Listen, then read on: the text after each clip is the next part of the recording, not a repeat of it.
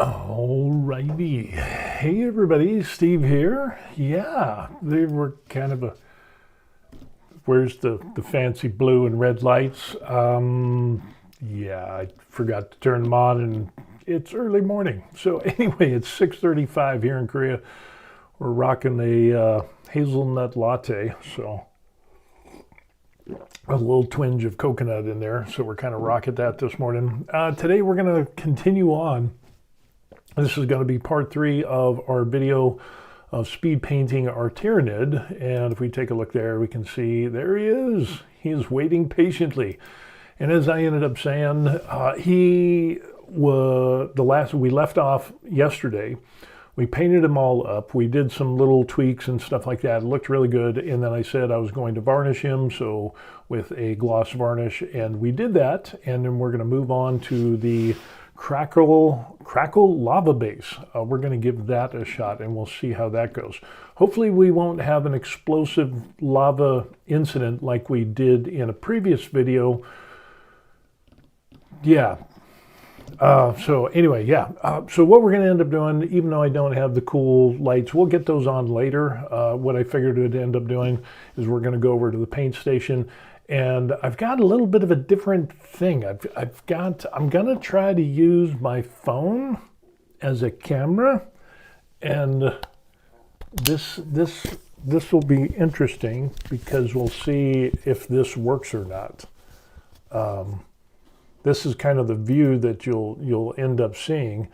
I don't know if I like this or not, but we're going to give it a shot. We're going to see what happens. So we're going to go over to the paint station now, and you'll see not just that feed. That'll be in like the top left-hand corner, but then we'll have the regular camera like we end up seeing there. So yeah, we're going to we'll see how this works, and it's kind of a test.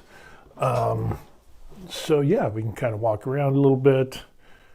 And I don't know why the camera is so zoomed in. I'm not sure why. And now that we're here, we got to get our tablet going. And we'll get our tablet going. So there is our Tyranid. So let's see, can we get him in frame? I want to try to look at that. It is pretty darn shiny. Yeah. This is going to be quite the interesting little thing that we got here. So if we take a look, we did some good details. I don't know this is shiny everywhere. Really catches the light, so that's kind of a thing, but we'll see how this ends up. But we did the base, as you can see there, and I think what we're going to end up doing is we're going to mix together some Crackle, get our Crackle on, and we'll mix some black with it. So what we're using is Green Stuff World Crackle paint. This is Badlands color, which is kind of a gray. And we'll mix that up a little bit. But this guy turned out pretty good. This is my very first Tyranid. And this was printed out on the Creality K2 Plus. And it worked out quite well. So I was very happy with that. Very happy indeed. Oh, and then we also have our paint stand, our paint holder handle thing, that if you look in the description box, you can get the free STL file and you can print this out on your own 3D printer. And yeah, it's pretty cool. So you can kind of sandwich this in there, or you can have it just like this. And it's called the TVL 3265 because it can handle a 32 millimeter base all the way up to 65. So what we're going to end up doing is we're going to take, now the interesting thing is we need to get our Crackle and we need to make it black. So we're gonna need something to mix the Crackle in, and then we have to pour that out onto the base there. I guess we could use that. some old parts. And we will need some black. And the black that we're going to end up using will be from Arteco paint supplies, or Arteco acrylic paints, a lamp black, which looks really good. And we will get some of this. And in a previous video, I had used this and the tip had got clogged. And I had it upside down and I kept pushing and pushing, and then it exploded. And I think it's really liquidy.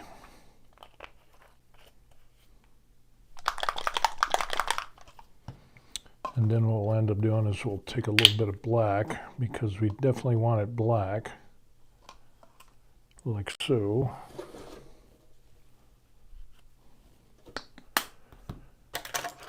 And then we'll get a little stir stick and we'll see if we can't stir this and get some, make this black. Boy, that is really,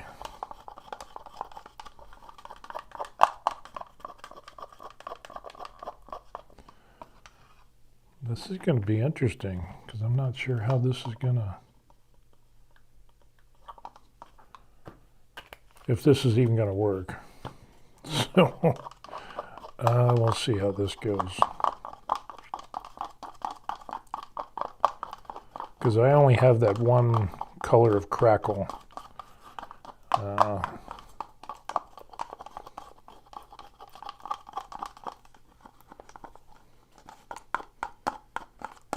Probably, it's getting a little bit better. Kind of a black gray, which I think will work. And then,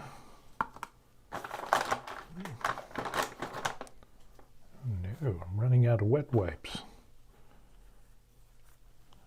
I'll do that. And we can use our little 3D printed thing, and we will see if this works. If it doesn't, it just means that we made some black mud, and I don't know. We'll just probably have to paint it over again.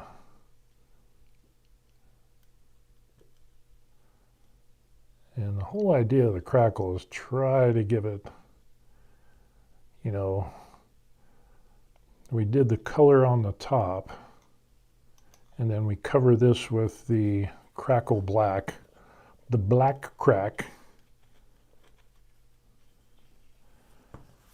And hopefully this will dry. Of course, it'll take a number of hours for this to dry, but when it does, supposedly, and it does by itself, but I don't know if this is going to do the crack thing.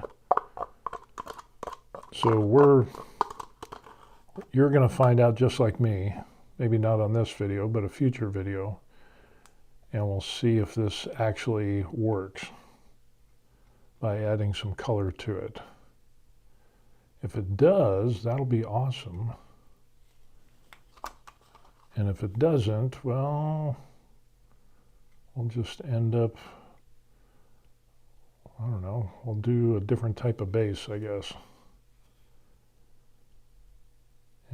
But if it does work, that'll be cool. So we'll see how it works out, and if it works out.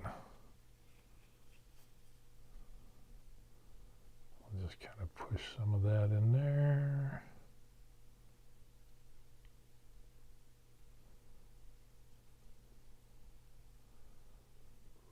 Okay. And we could kind of put a little bit more in there since we have some more.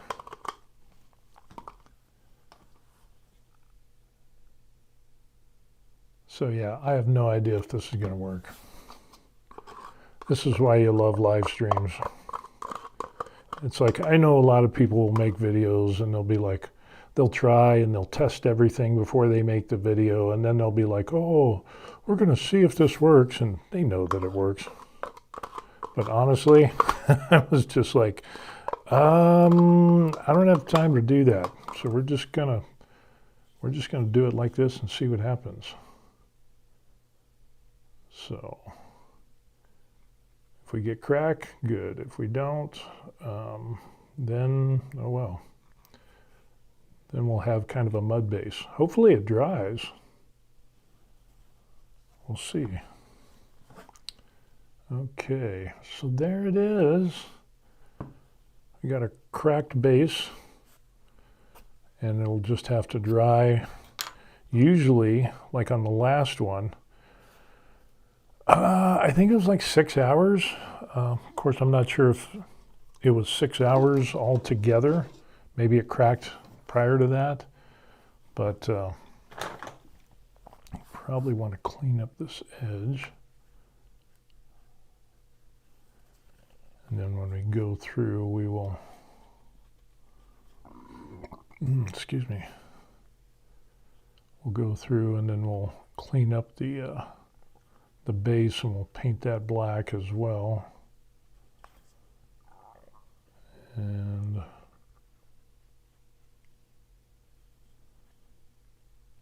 let's see, can we get that last little bit?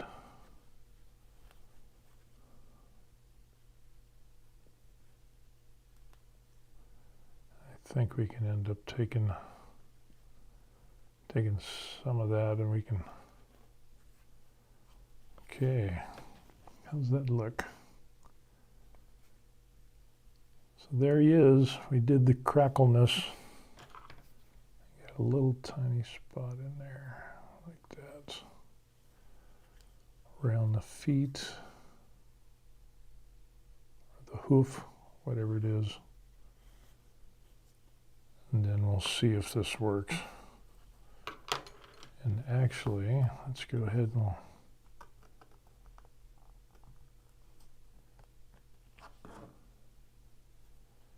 we can try to clean this up just a tad more. And this is really good. I really like this project with this Tyranid. I ended up getting it off of Colt's 3D page, and it was free. So yeah, there it is. So we'll see if this works. Alrighty. Let's see if we can take the camera off here and see if we can get a little bit of a better shot. So there's like a lag time of like a minute between when this actually shows up on camera. And if anybody knows, I mean, the cell phone camera on the iPhone, it's a 13 Pro Max, and what it ends up doing is it's zoomed in for some strange reason, and I can't unzoom it. I don't know how to do that. And so if somebody does know how to do that, let me know. We can see and we can play around with that. But yeah, this guy turned out pretty good. So hopefully the Crackle base will work. That would be a big bonus. So yeah. So we got that going on. And let's see if we can get a better view here. So there it is.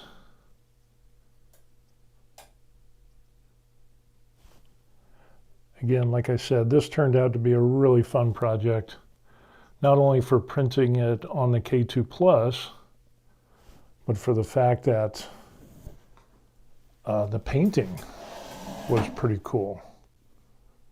So yeah, that ended up being really good. Alrighty, let's go back here and we'll get back to, here we are. So yeah, that was kind of an interesting little thing. So now, what I can end up doing, I'll disconnect that, and what we can end up doing is we can get some of these lights on, get some of the cool studio lights. So, kind of like the halo light to outline my head. And then we already have our key light. We get our fill light a little bit, and then we will pop on some blue, and we will, there's some other blue, but I want some red. So boom, there we are. Okay, so yeah, we'll end up checking out the Crackle base and see if that ends up working. And by the way, I did a miniature, because the first time I used it, that's when we had an explosion of Crackle. It was kind of the, let me see if I can find that and show you how that thing. This is called the Oops. So let's check out the Oops. Up and let it dry and we'll see what happens. Even though we got a bunch on his boot. So basically what ended up happening is I had the Crackle, I had some on there, and I'm like, okay, well let's put some more on there. And as you see up there, I'm pushing it out, but I'm getting a lot of resistance. The nozzle was clogged, and so I push more and more and squeeze more and more and more till finally, oh, seriously, motherfucker.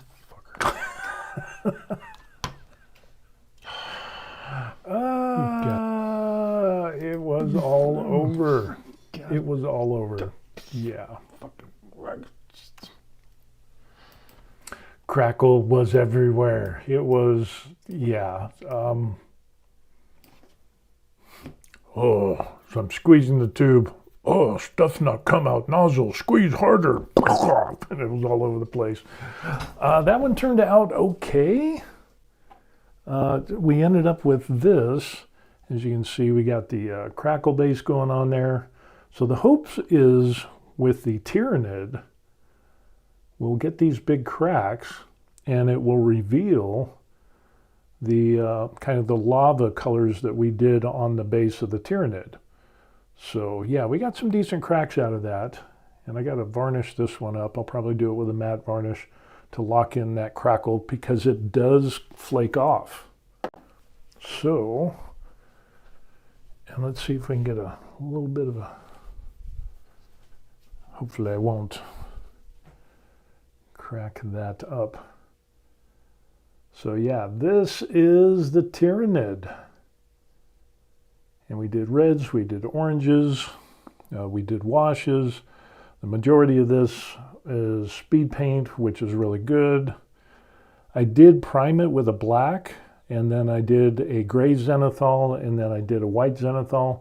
But honestly, you can't really tell the difference. I thought we'd get a little bit more gradient on there, but it was so, it's imperceptible, so I wouldn't waste time doing that again. But yeah, the rest of this turned out great. I love it. And I'm thinking about making a bigger one of these because it just looks so cool. So yeah, that is our Tyranid, and hopefully the base will crack. And if it does, we'll see if the lava turns out any good. Oh. And we'll see how that goes. So yeah, fun stuff. So anyway, that's what we got going on. Some of the other stuff going on is, if I can move this, move a little bit. There we go. Some of the other stuff going on, for those of you who don't know, I live in Korea. Boom, here in Korea. That's kind of a thing. And we enjoy it. We sold everything in the United States. And let me see if I can change this up just a little bit there. So for the people that don't know, yeah, we retired in Korea. My wife has Korean ancestry. We were able to get a visa.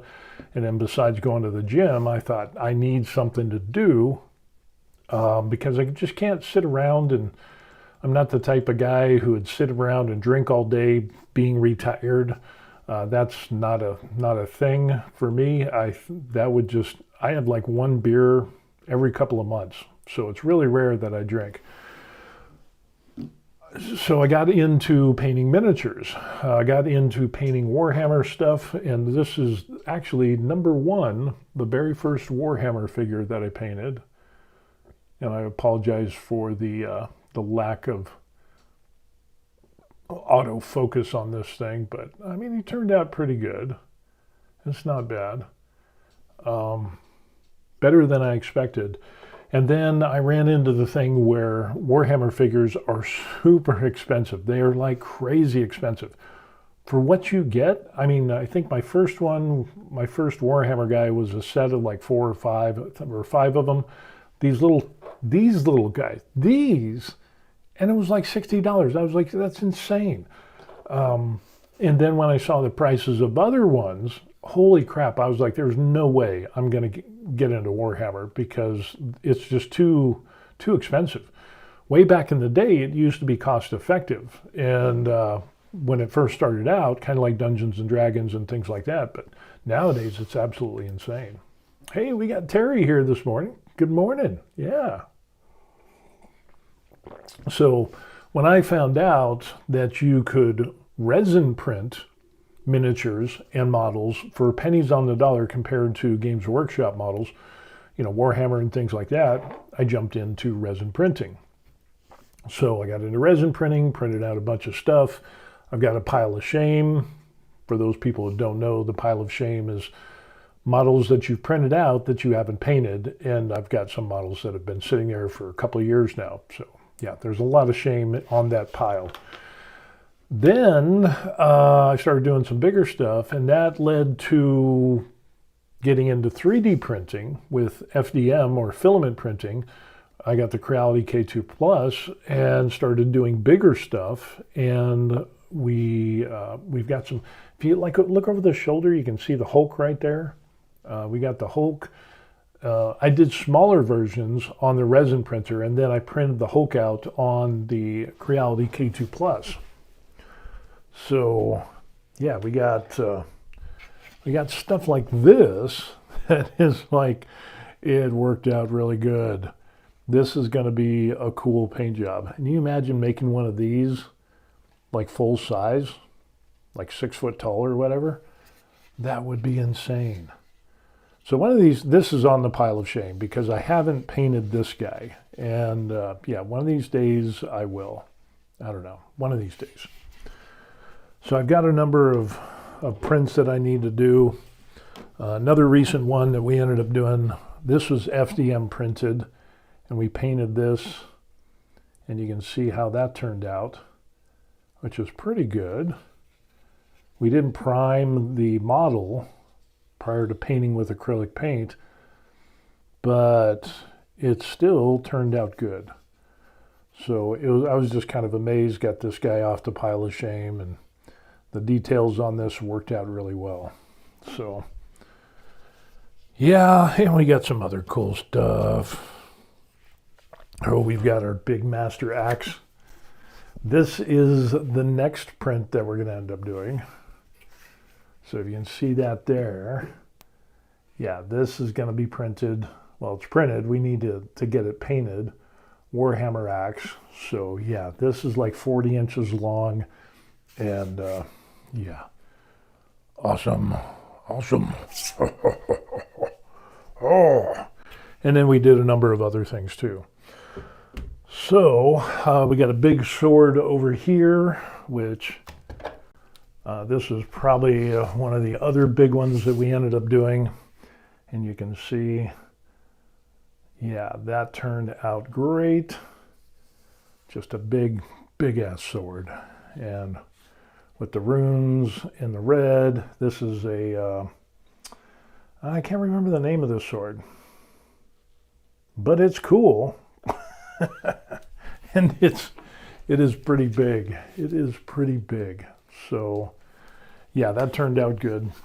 And yeah, need something to do besides going to the gym and sitting around. You can only scroll and social media and YouTube and TikToks and whatever else you got for so long. You got to find something else to do. So getting into the miniatures and the painting and stuff like that has been really fun. Learning how to paint. I didn't know how to paint before this. So yeah, being able to start off from nothing and watch an inordinate amount of YouTube videos and be able to, paint and do some cool stuff like this. Again, I wish the autofocus was better, but yeah, I mean, it's just, I really, really enjoy it. So yeah, this is probably one of my favorite ones. It turned out really good. So that's what we got going on. Let's see, what else could we talk about? This is going to be a short video here, I think. Some of the interesting things about living in Korea. People asked me some questions. I did get some questions from some people. People emailed me, official, thevariedlife@gmail.com, about living in Korea. Some of them are, do you like K-pop? No, I'm not a K-pop person. I'm not a K-drama person. I'm just not. I'm not enamored with celebrities. The BTS is having a comeback. Big concert down in Busan. And it's like, oh, are you going to go? And it's like, no, I'm not going to do that. It's crazy. Hotel prices for that, by the way, skyrocketed. So you had hotels and things like that were charging $100 a night or whatever, and now there's prices of up to $6,000 a night for hotels for that BTS concert, their reunion after all the guys did their military service. They're back. It is insane. It is absolutely insane, and the price gouging is just, I just don't get it. Yeah, it's just absolutely crazy. Guess we'll get rid of that since we're not talking about painting miniatures anymore. But yeah, living in Korea, I'm not into all the K-drama, the K-pop, any of that stuff. I'm not a BTS ARMY person. I just don't get it. That's just, of course, then I'm almost 60. I'll be 60 this year. Can you believe that? That's going to be insane. I don't know. Maybe I'm just getting old and crotchety. And people are paying the money for that. $6,000 for 2 nights to go to this BTS concert that's coming up in Busan on the southern tip of Korea. And that's not even counting the tickets for the concert itself. Lord knows how much those are going to be. But yeah, that is just totally insane. And I just don't get it. And with a country like Korea is awesome, by the way. I love it. The Korean people are respectful. They're hardworking. The crime is super low. I've never felt unsafe in Korea. So that's another reason why we retired here in Korea. But, it's chill. It's laid back. And we're retired, so we're even more chill and laid back. Public transportation is nice. But I just, a lot of people are finding that they're not going to be able to retire. And there's a lot of consumer debt. And yet you'll have people that will be dropping $6 large on 2 nights in a hotel, $6,000, and then whatever the tickets are going to be. Could you imagine the scalpers on that? Holy crow. So, and then buying merch and all that. So you could probably, I don't know, $7, $8,000 for a concert, one concert, and you're going to put it on a credit card. Most people are going to put it on credit cards. They're going to put it on debt, and they don't have anything saved up for retirement. There's a lot of seniors and people that are youngsters. It's that YOLO, you only live once, and so hell, let's do it. Let's go into debt. But they have nothing saved up for retirement. That's going to come bite them in the ass, I think. And then what makes it even worse is you have people that are kind of come from the United States or UK or Australia, New Zealand, other European countries come to Korea for that concert. Holy crow. I can't imagine, now you throw in, a couple grand for airline tickets. So if the hotel, and it's like $6,000 for 2 nights, And there are some people that said they're charging 12 grand for a hotel, 2 nights. So let's say you're spending, let's say you got a good deal and you got 6 grand for the hotel, whatever the ticket is for the concert itself for BTS, whoop-de-doo. And then you got your round trip plane ticket, like to America, maybe that's $2,000 or $3,000. Europe, it's going to be even more. You know, I mean, holy crow, 6, 7, 8, 9,000, 10 grand is probably what you're going to drop. I don't get that at all. I just don't get that at all. And then people are like, they're going to keep doing this you only live once type of thing. And then when they get into their 40s, and then maybe they'll start getting a clue and they'll say, oh yeah, retirement. I'm actually going to live and hit some type of retirement age. I need to think about retirement. Well, by that time, you're going to be so far behind, you're not going to be able to catch up.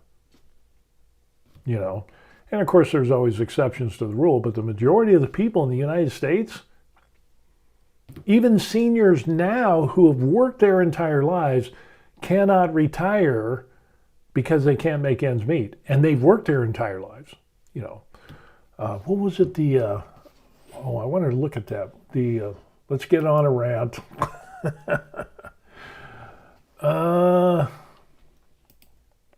Terry says they're starting their world tour. The U.S. leg of the tour will be 35 cities. Yeah, and for those of you who don't know, it's the BTS. Average retirement savings for U.S. citizens. Let's see if this... So it ends up, says the average retirement savings in the U.S. is significantly varied by age. Medium figures, less skewed by large balances, shows roughly $115,000 for ages 45 to 54, rising to about $185 for those that are 55 to 64, and peaking around $200 for those that are 65 and 74. Meanwhile, mean averages, which are much higher due to wealth concentration, it skews those things. But under 35, the median in 2022 is $49,127. They are so far behind. And then about a quarter of the non-retirees have no retirement savings at all. 25% don't have retirement savings. So, yeah. And then the recommendation for retirement is financial experts suggest having 3 times your income by age 40 as a benchmark. There's so many people that are so far behind on that. It is absolutely insane. And yet you will have, because we're talking about people that are younger, 35 and younger, going to concerts and doing this stuff. Yeah, they put it all on credit card. You know, they'll take the trips and the whole 9 yards. And I've seen people talking about, well, you only live once, so I'm going to take all these trips now. Well, that's fine, and you're going into debt. People that are $200,000-$300,000 in debt, and these people are in their 20s, you know, mid to late 20s, early 30s, they have that much in debt, and there's no sign of them paying off the debt. It's just like, well, just rent it up and rent it up. It's kind of like, you know, government Somali daycares. It's a never-ending funnel of money. You know, we'll just put it all on the card because, you know, we have the card and we'll just get another card and we'll go further into debt. And yeah, you'll have a lot of experiences and see a lot of cool stuff, but you're going to get to the place of where you're going to retire and you're not going to be able to. And the interesting thing is that the majority of seniors right now, a survey I read talked about how 3/4 of the seniors that are eligible to retire right now in the United States can't because they don't have enough money. You know, there's a couple of components for that. One is expenses are crazy wild, and the increases for all of those things have gone up exponentially, and housing has got way out of hand. And then the other part is a lot of people don't put enough money away for retirement. So we have those two things to contend with. And it would, you know, older people, kind of like myself, and people that are older than me, it was easier for them because investing was actually taught in schools, save for retirement and so on and so forth. So the financial literacy of older people was really high. And then those older people had a lot more money for retirement. Now, we don't teach those things in school today or in the last, 10, 15 years, 20 years. They don't teach that stuff. So now you have kids, people that are in their 40s and their 30s and their 20s are financially clueless. Nobody says open up a Roth IRA and dedicate 20% of your income to that and set it and forget it. And you will be multimillionaires if you start that at age 20. Nobody's teaching these kids how to do this. Nobody's teaching these kids to invest in mutual funds or, stock market or, hell, you get kids that will blow 10 grand on a BTS concert, put it on a credit card, be like, or get a loan or whatever. And it's like, oh, okay, boom. I saw a concert for 2-3 hours. Whoop-de-doo.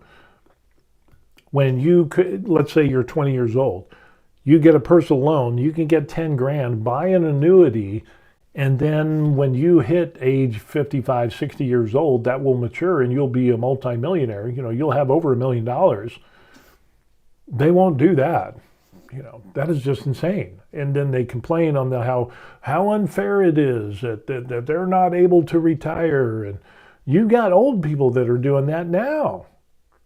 It's absolutely crazy because they didn't take the time to learn. And if they were taught, they didn't take any action on what they learned for retirement. And I get it. I was young. You think you're going to live forever. You think that, I got time. I'm going to sow my wild oats and I'll work towards retirement later. No, that compound interest is a mother. And if you don't do it early, you can't catch up.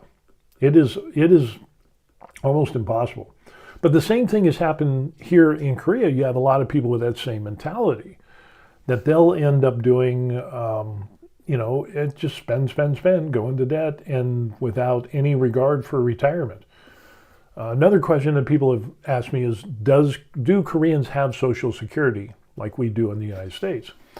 They do, but you have to end up working, I think it's like 40 years. Let me see if, I don't want to, how long do Koreans need to work to get Social Security? Qualify for old age pension, which is basically Social Security in Korea, you generally need to have worked and contributed to the National Pension Fund for a minimum of 10 years. The pension is payable once the recipient turns 60 to 65 years old, depending on the year of their birth. So, yeah. What was that?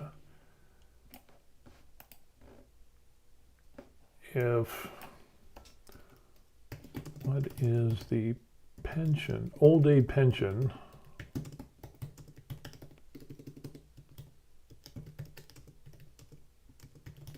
Korean who worked, who contributed to the Korean National, if I could learn how to type, pension fund, what would be the average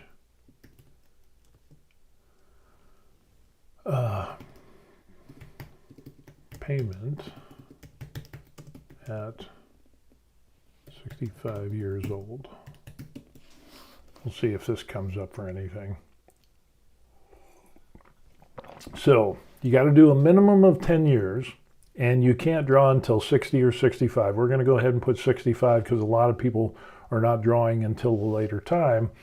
And it says a national pension at age 65 depends on contribution history, but recent averages are roughly 695,000 won, which is about $500 a month. So that's after 10 years, 20 years. So it's almost comparable. I would say it's comparable to the low end of Social Security as we see in the United States.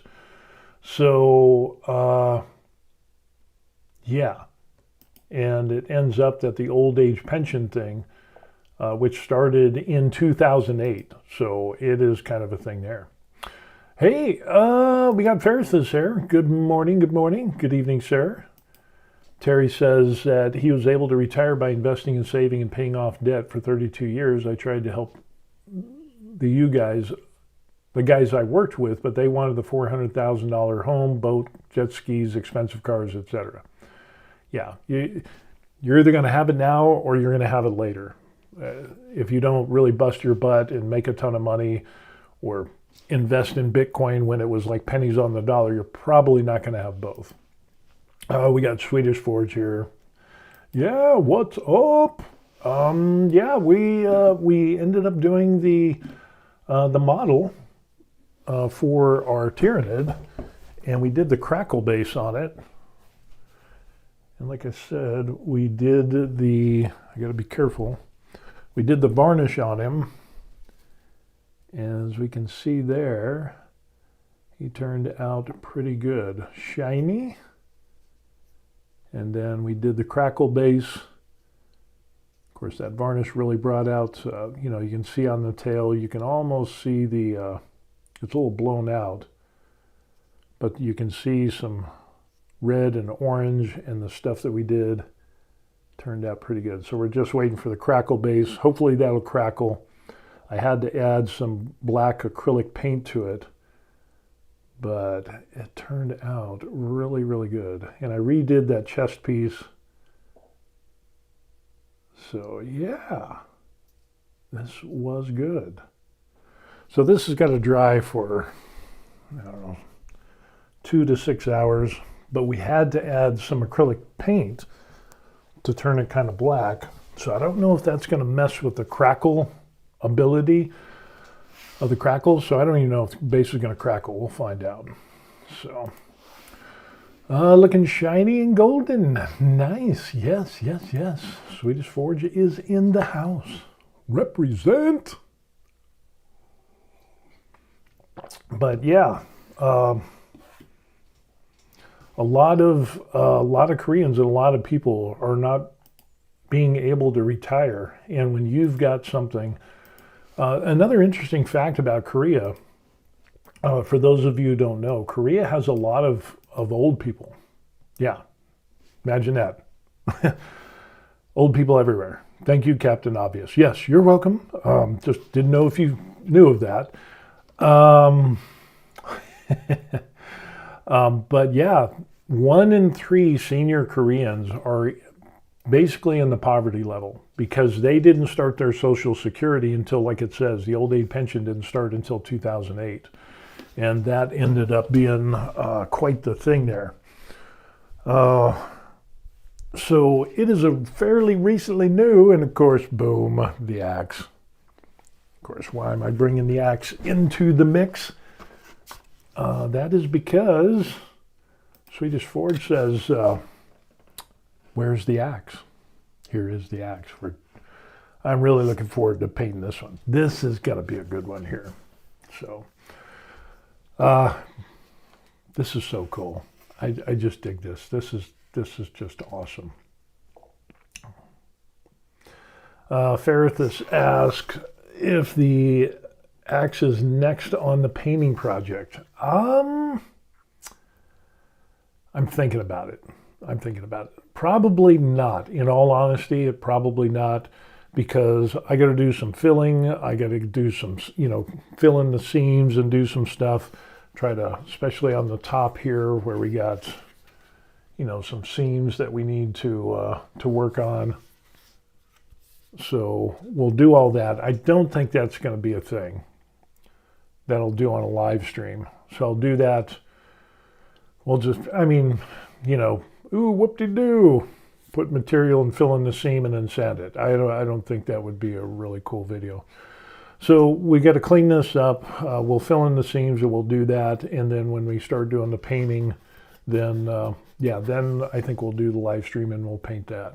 So yeah, I love this thing. This thing is awesome. This is awesome. This is the awesomeness. And this would look really good. Well, I guess I could just leave it over here.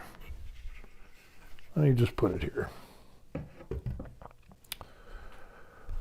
But I would like to make an even bigger one.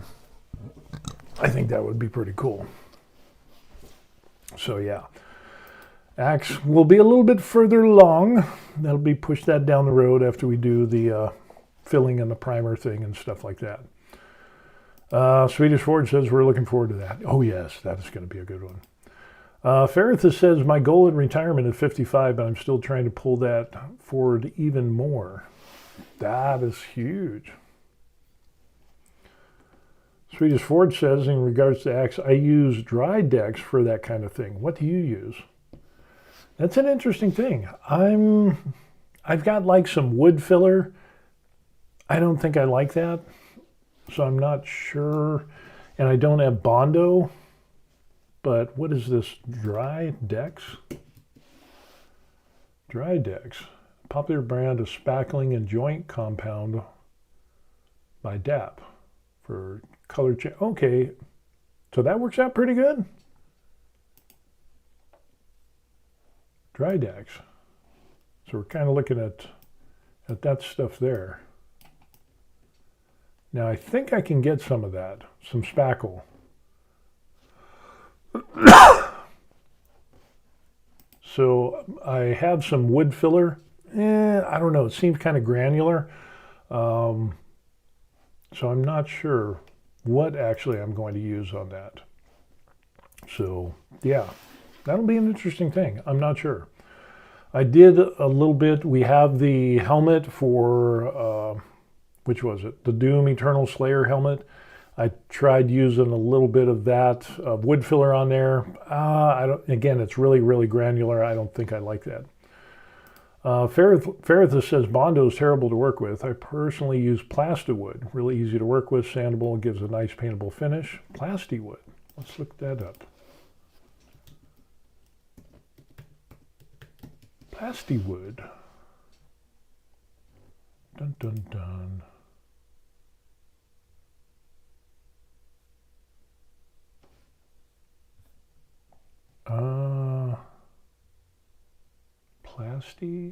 Plastiwood.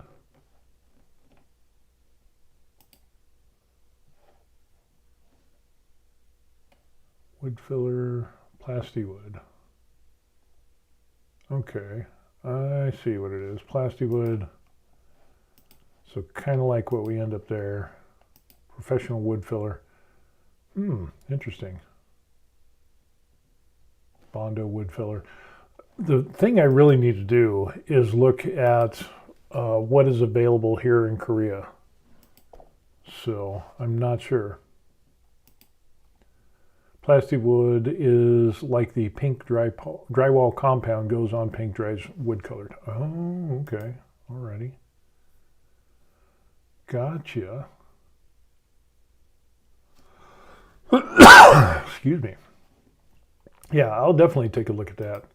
Because I need to, and there's a lot of stuff that works, but like I said, trying to find stuff here in Korea, that's another issue. But the that dry decks, that is something that I could probably get locally. Let me see if I can pull that up onto Coupang. Dry decks. And yes, they have it. Ooh, it's a little expensive. Not too bad. For 646 milliliters, it's 46,001, which comes out to, divided by 1460, it's about $31. Ooh, that's a bit rough. I'll have to look around.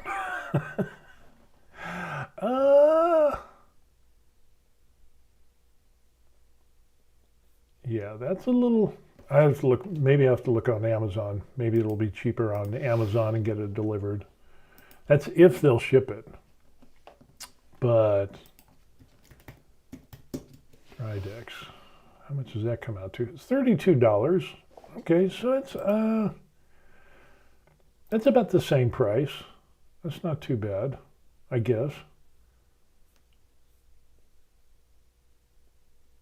Natural wood filler. Yeah, I think I could do that. Drydex tub. Like 32 ounces.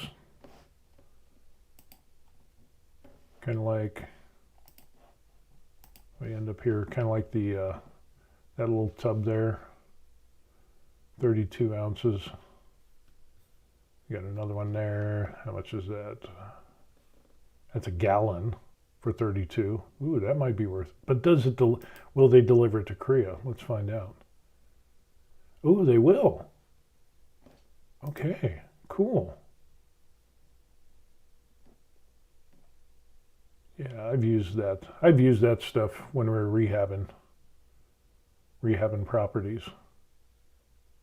And if I remember right, that stuff is really, really smooth. So that could be actually something that would be nicer than the wood filler that I got, because that stuff I got was pretty rough.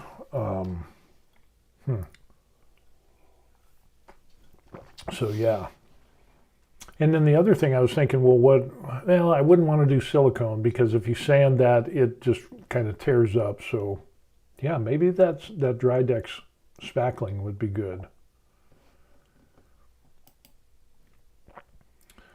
Faritha says the Drydex looks like the drywall compound version of Plastiwood, goes on pink, dries white. Okay, so either one of those would be good. Let's see if we can look up the Plastiwood on Amazon.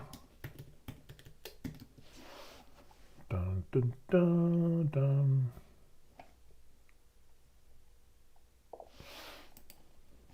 Of course, if I spell Plastiwood right, that would probably be better. What are the odds? Yeah, plastic wood. We've got Plastiwood there. Of course, we got the Plastiwood X, which is there. 1632. I think I got like a Minwax. I think I got some Minwax wood filler, but it was really, really granular. It was like, ooh, it wasn't smooth at all. So maybe that, yeah, something that's more like that putty, smooth putty would be good. That's good to know. There it is, pink lid, pink lid. Oh, okay, yeah, plastic wood. Oh, okay, gotcha. Good, good, good. Yeah, I can definitely do that. Nice, nice. I will order some, and we'll give that a shot and see how that happens. Alrighty. And if I do a gallon of that, that would be, well, I don't know if I'd want to get a gallon. I'd probably get less, because that would be, if it sits around and I don't use it, yeah. So I'd probably start out with 32 ounces. I could do the 32 ounce thing. So we'll see how that goes. Yeah, cool. All right, we'll give that a shot and see what happens. Which reminds me, I did get in the nozzles, the 0.2 and the 0.25 nozzles for my Creality K2 Plus in a Micro Swiss hot end. So we'll be able to do some small miniatures with the small nozzle. And yeah. Let's see. Faritha says it's also dabbed just like the Drydex. The Plastiwood also claims it's stainable, probably the same stuff with some sawdust mixed in. Cool. Stainable's good, but then you're gonna fill it and then you're gonna prime it. So I don't think that's a thing. Yeah. Got the 0.2 nozzle. Matter of fact, let's see if Fairith says nice. Steve will finally learn of the magic of the 0.2 nozzle. So let's go take a look.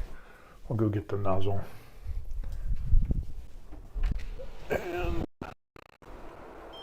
I picked that up. That is going to be a sanding enclosure. So I'm going to do, but we got these in. So we got the 0.2 and the 0.25. And so we got that, and that'll go on there. But also,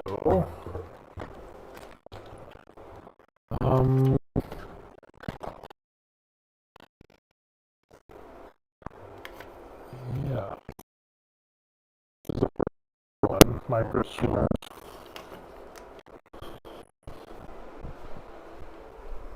So,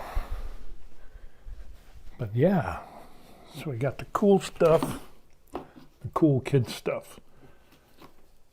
And again, like we see, I got the 0.2, and because some people were talking about how the 0.2 kind of clogs, and so they recommended the 0.25, so I got one of each, and then I picked up another micro Swiss hot end. So, yeah. Nice, nice. So I got this as a spare, and then of course I got those, and yeah, should be good, should be good. So it'll be some good stuff.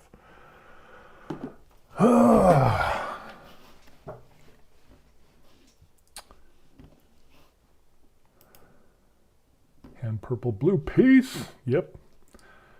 Ferrith says 0.06 layer height. Wow, that'll be crazy. That'll be crazy. That will be wild. Ferrith says, sounds like the allowance reset. Yes, it did, matter of fact. And I did order that new camera. So that is actually coming into play. I ordered that yesterday because we paid off the credit card. And that is due in anywhere from 28 January to 6 February. So, yeah, and what is today? Today is the 17th. So, yeah, a couple of weeks, it'll come in. We'll see what happens. Track the package, and it started shipping. Amazingly, it left the shipper facility on 16 January, yesterday. So, that might come in a little bit sooner than expected. Swedish Forge says the important thing is to let the dry decks dry properly. I will remember that. I will definitely let that dry. I know we had done work on properties where people had done like drywall repairs, and they didn't let the spackle dry, and then they put paint over it, and then yeah, it ends up just being a mess. So I totally get that. But that's good. It's a good reminder. Because Lord knows I've forgotten things from time to time. Ferrith says he never actually had a clog on a 0.2. All righty, cool. That's good to know. So I just got a backup. 0.2, 0.25. Not bad. And I was thinking, since I've got this extra hot end, I was thinking about maybe just put the 0.2 on this hot end and just change out the hot end on the altogether. Have a dedicated hot end for the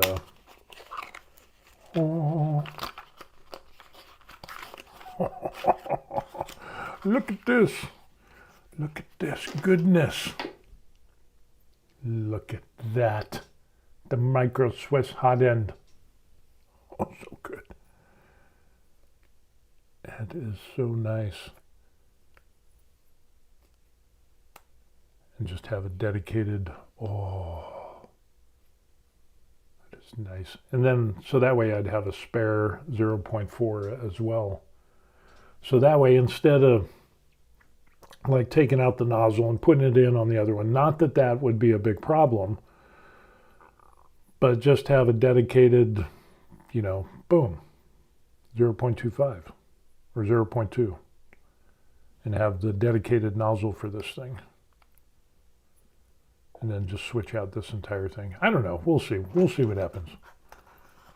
I don't think changing a nozzle out is going to be that big of a deal, personally, but some people have said that they have cross-threaded the threads, but I think that's more of a personal thing, because they just stick it in there and they just try to, and they get a little bit of resistance and they just crank on it and it strips the threads instead of going counterclockwise and feel it, seat in there and then rotate it clockwise. I think that's the problem that some people have. So, yeah, it is. Oh, that looks so nice. So nice.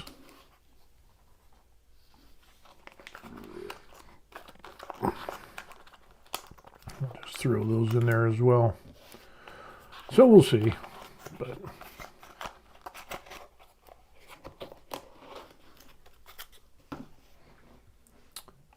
we got John. John's on board and says, hey, those microsys hot ends are nice. Yes, they are. These, I must have had like 400 hours on my K2 Plus, and I had like 3 or 4 nozzle clogs where I had to change out the nozzles, and then somebody recommended the micro Swiss, and so when I got that, I haven't had a nozzle clog since.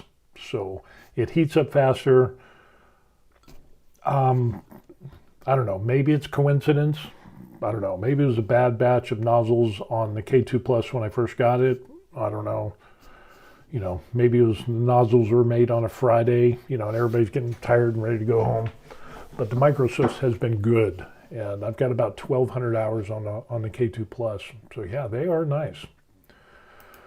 Ferrithus says that's what I do. Dedicated hot end for the nozzle size. Changing nozzles very risky. Yeah, especially with those nozzles that are copper. So he said he ruined a hot end switching nozzles. Coming out was the problem. Going in works, coming out was a problem. It's always easier to go in. It's harder to pull out. Dun-dun-dun. That deserves a like, I think. Okay. But yeah, the microsys hot ends, those are definitely worth it. I'm sold on them. And then, that brings up a situation. I was doom scrolling social media on Facebook. Of course, I'm on some 3D printing labs or pages and stuff like that. And then somebody was saying, hey, my bed level for my K2 Plus is some ungodly amount of unevenness. And it ends up that they're like, how do I fix this? Well, they couldn't level it with the knobs, and they wanted to get a flatter bed mesh. And so there's a number of ways you could do it. You could go through and you could do the leveling with the paper and kind of do a series of levels and trying to get it done that way. You could put tape onto the magnetic part of the bed, or you could sand the magnetic bed if you've got some high spots to try to do that. And of course the knobs underneath. Mine, the knobs, I could not adjust them anymore. So unfortunately, and so then I ended up getting that Ramen graphite bed. Plug and play, put it in, didn't have to change anything. And I went from a 0.96 after I leveled the bed on the stock bed, and now it's like 0.233 or 36, something like that. I could probably get it even more, but even flatter, but it was like, yeah, that's what I ended up doing. So if you're really concerned about that, so in this social media post, I put, hey, this guy has this problem. I recommended the leveling. I recommended using the knobs, the tape and, sanding and stuff like that, and see what happens. And even with that, the auto leveling and stuff should be good enough. It's not a deal killer. But then I also recommended, I said, well, if you don't like that or you just want to upgrade for the hell of it, you don't have to, but you can get a ramen bed. Well, then this guy came back, another guy, not the original poster, and he says, well, my bed is 0.2, so that's ridiculous to spend money on a bed. And it's like, well, yeah, but we're not talking about you. Not everything is about you. I'm just reading this, I'm like, seriously? and had to break it down, Barney Basics down, say, hey, I'm not saying everybody should buy it.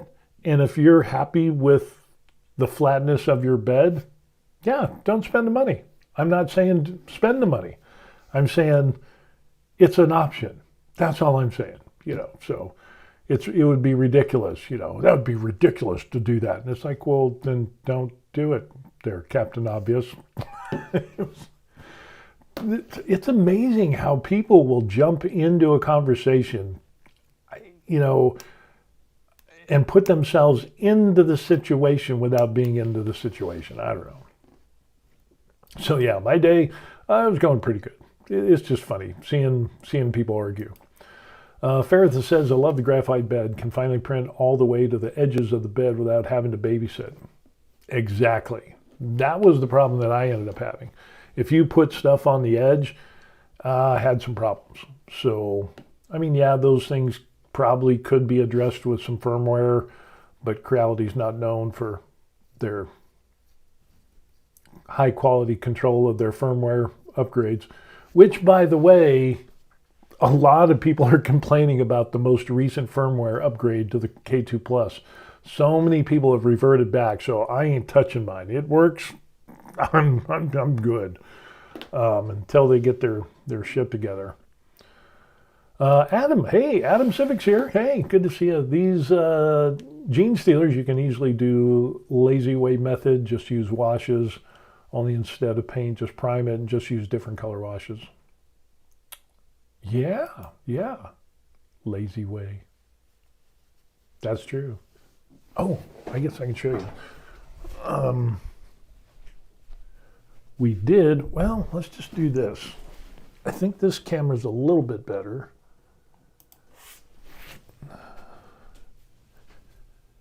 And this is the dude.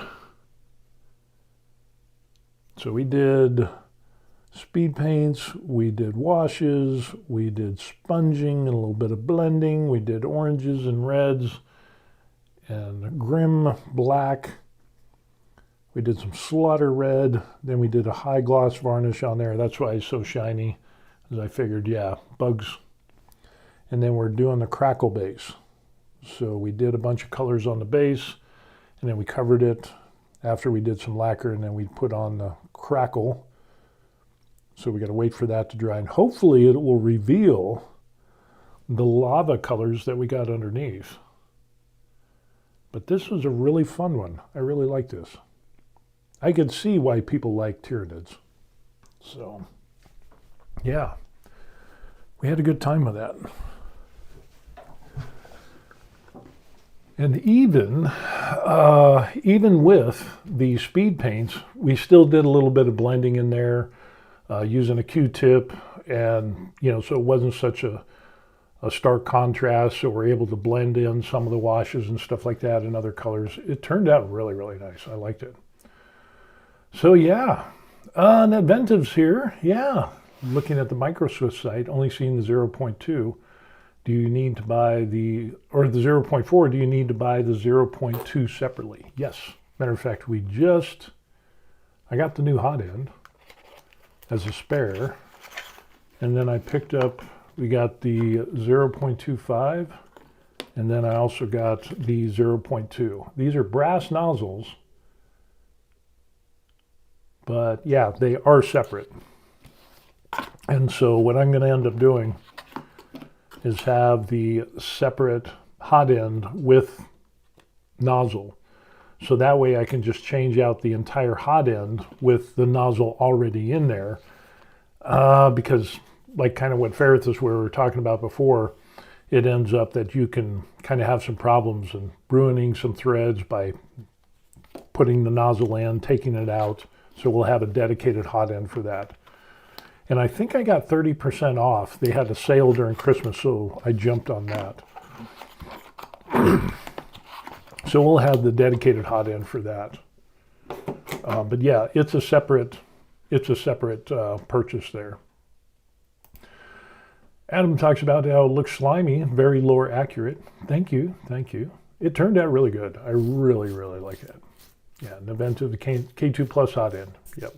It comes, the The hot end comes with a 0.4 nozzle, and if you look at Micro Swiss K2 plus 0.2 nozzle. Let me see if I can pull that up. Dun dun dun dun dun. Doodle-doo-doo. And this would fit. Here it is. So we take a look at this. So it's a brass nozzle. So yeah, you're not going to do any esoteric filaments, but you can see that it fits all these, and you can see it has the Creality K2 Plus for that. And it's $16.50. So there it is in the comments section if you want to do that. But let's see the K2 Plus hot end. And that is $84. So you got the brass nozzles, some of that other stuff. The Flowtech Diamondback nozzle, $125. Oof, that is rough. But yeah, that's $84, and I picked that up. I think there was a 30% discount because of the holidays. So I jumped on, that's why I ended up getting the other one. It was like, just the luck of the draw. But yeah, just really, really good. I'm happy with that purchase. So yeah, definitely good, definitely good. Let's see. So we got the other camera coming in. That's going to come in for the paint station. That'll be a couple of weeks, I think, because it's the 17th. And so 1, 2, maybe 3 weeks, 2 to 3 weeks it should be in. Normally, what I found is when I order from Amazon, things will come in under the time that they say. So hopefully in a couple weeks, I will be able to have that new camera.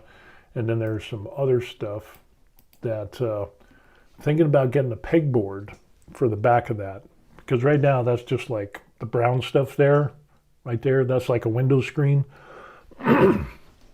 And so I've been thinking about getting a, if we can take a look at this, to give me some more space, is this thing right here. So that, which is that right there.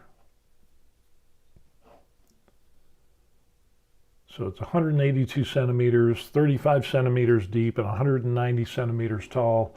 And it's got the pegboard. It's got, what, 2, 4, 6 shelves. And yeah, that's what I'm thinking about getting.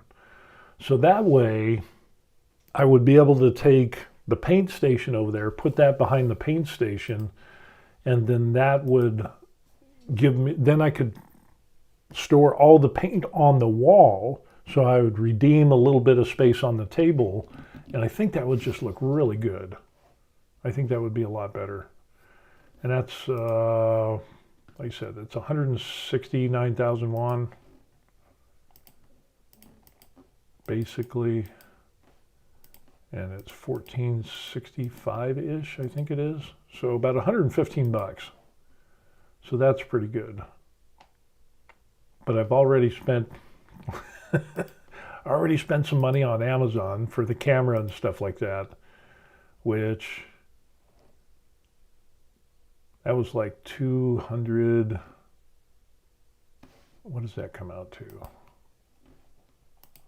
195 plus, and I got another light, so it's plus 80 that. So I already spent like $280 this month. Yeah, so another 115, I think that would be my allowance right there. That would be blowing the wad.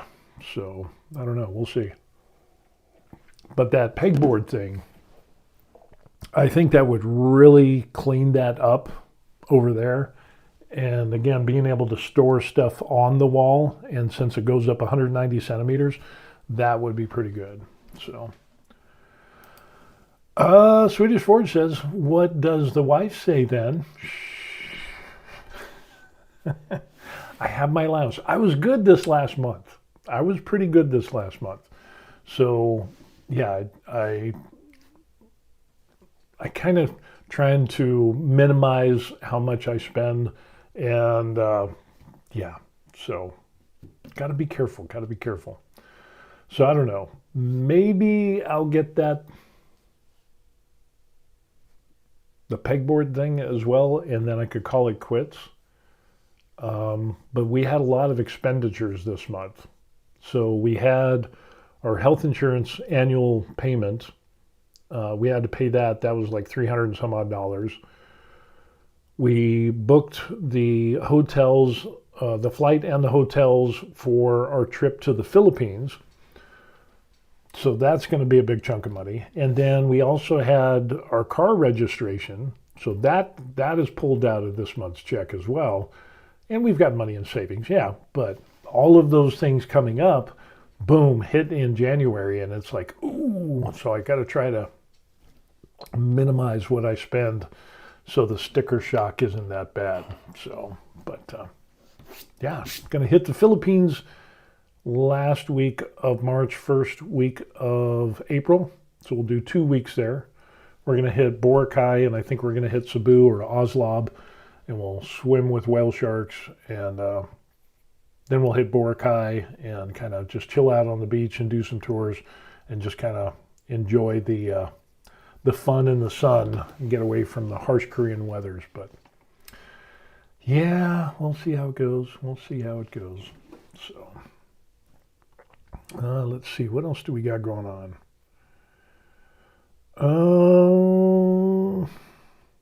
The weather today, it's currently 27 degrees. High is going to be 38. Sunny and 38, but it's going to be, air quality's not that good. So if it's in red, the air quality is bad. So it's chilly. But spend most of our time inside. But it is what it is. So anyway, that's what we got going on. Fun stuff. We did the dude. Just need to wait patiently for the Crackle to see if that works. And again, I'm not sure if that's going to work or not, because I had to add black paint to it. So keep the fingers crossed, and we'll see what happens. Ferrith says, gruesomely cold here at 30 with very cold winds. Swedish Forge says minus 10. You beat us there, guy. Ouch. Man, minus 10. Minus 10 Celsius? That's cold. Minus 10 anything is cold. So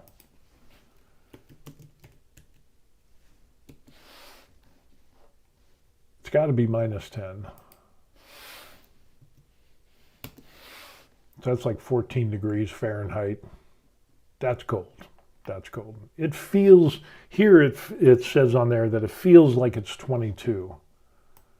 So if it's 22, that's like minus 5. So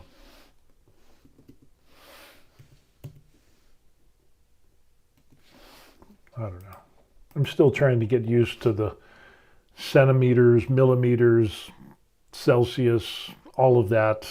It's, I don't know if I'll ever get used to that. We'll see. Eventually. So, yeah, no thank you. I'm a summer child.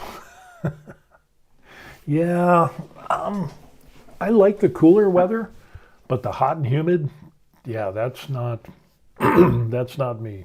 I don't like that. 30 feels like 22, yeah. Cold, cold, cold. See how that goes. So yeah, looking forward to the trip to the Philippines. That'll be interesting. We haven't been there before. The wife has done all the planning for that. It is insane the amount of work she spent online reading blogs and videos and, where to go and what to do and how not to get scammed, the whole 9 yards, and trying to find the best deals and everything. Yeah, it is quite the thing there. Swedish Ford says, confusing. I just learned what PM and AM stand for. Yeah, that was kind of a thing. Since I basically spent most of my adult life in the military, we always use the military 24-hour. So the AM PM thing is kind of like, I know it, but it's not that big of a deal.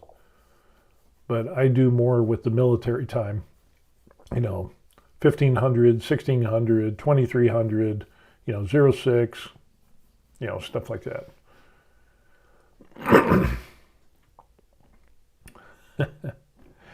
Ferrith says, anything engineering in metric here. Temperatures can do both now. Pressures and PSI. Orange biting nails. Ferrith says, PM and AM are so American, you don't have to count past 12. That's true. We're a special breed of people,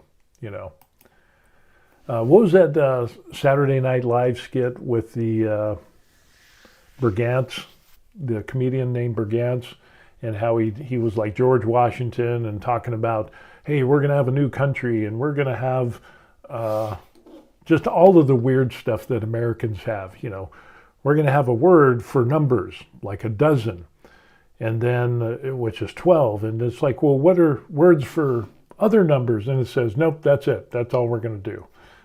And it's like, how many miles or how many feet in a mile, nobody knows, or whatever. It's just all these weird things that the United States does in measuring and all that stuff. It's just weird. So, Sweden says we have 24 hours. Yeah, I'm used to that. That makes sense to me. Veritha says, I always get asked if I'm in the military because I'm using military time. No, I'm just using normal time. I know, right? Yeah. Fun stuff. But yeah, the Celsius thing, in Fahrenheit, it's just kind of weird, And now, because it's like, 32 degrees is freezing in Fahrenheit, but then you go to, 0? Celsius is freezing. 0 is freezing, I think it is. So,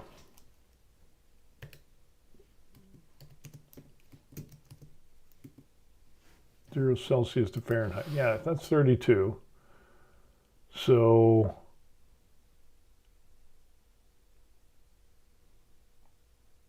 the conversion of back and forth, and then it's like I can do the conversion, but my thing is the meaning behind the numbers, like 32, I know that's cold. That's where the temperature of the water freezes. So in Celsius, it's 0. I can grasp that. But when you talk about, let's say it's 75 degrees, and then it's 23 degrees Celsius, my mind hasn't made that switch yet to equate that temperature of 75 degrees to 23. And, it's just, I just need to work on that. Then again, I'm an American, so yeah, it is what it is. Farid says, unit conversion is like a full school year over here. Never understood that coming from Europe. Yeah.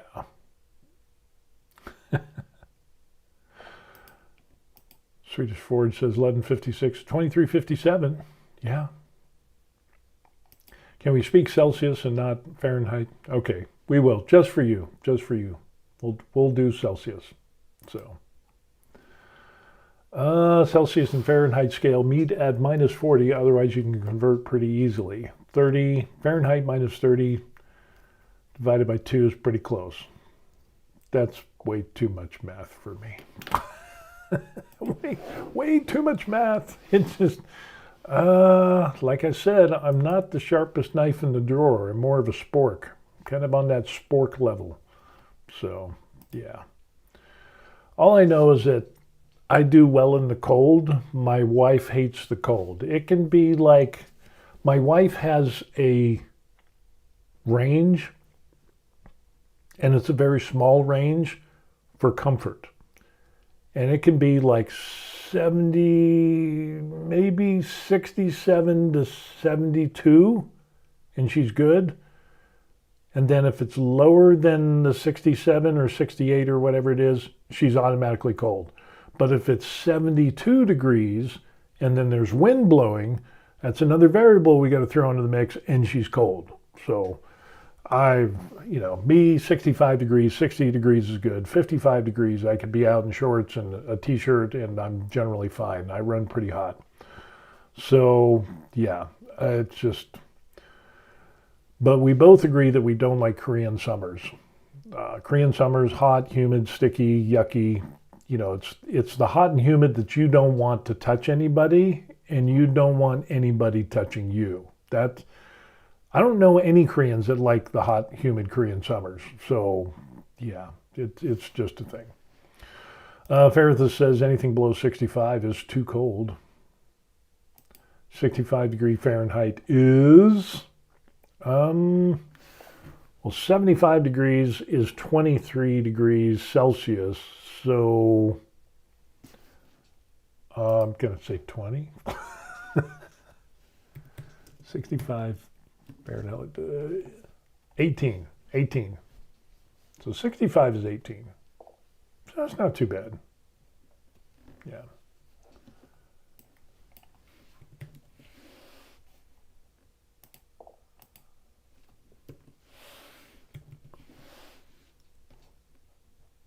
What is 50 degrees? 50 degrees is 10 Celsius.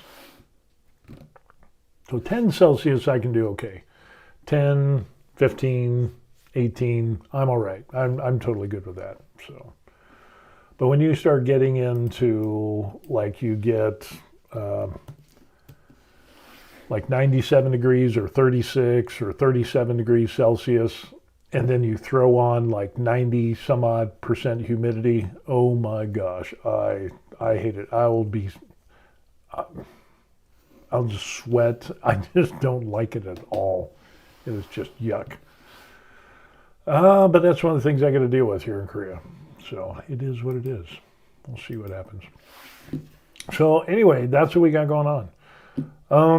Other than that, nothing big planned. Today is Saturday.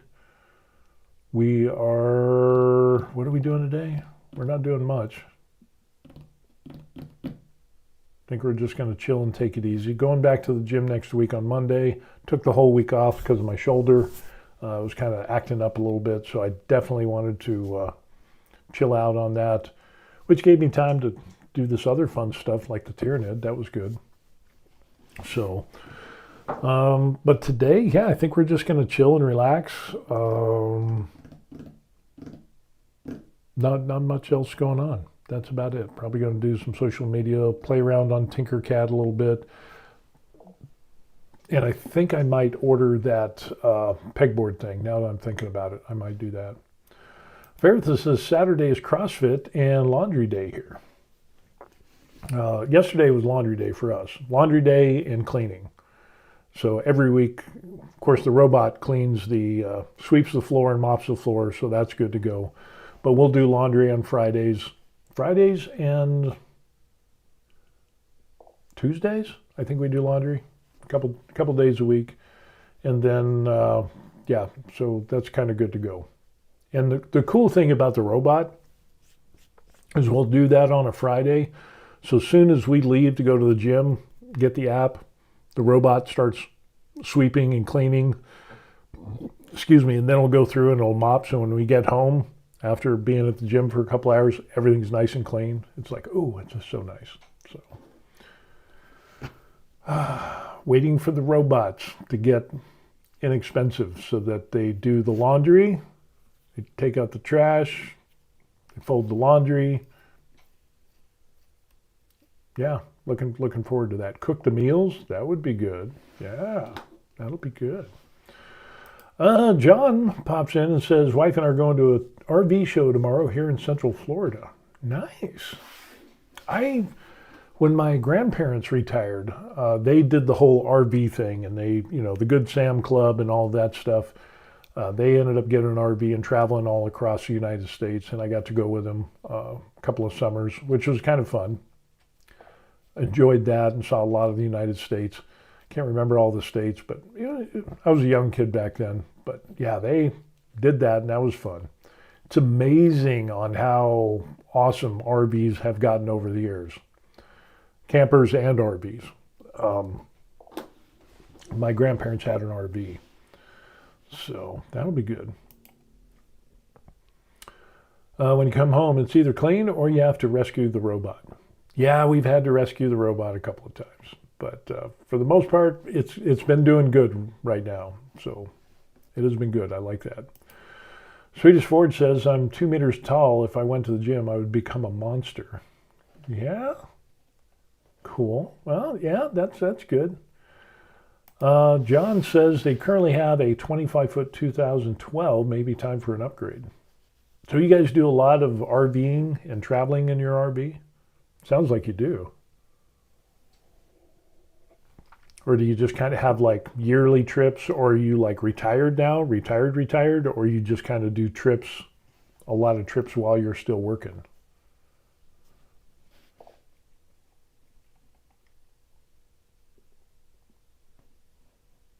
That would be interesting. They don't have a lot of RVs here in Korea, not like the United States.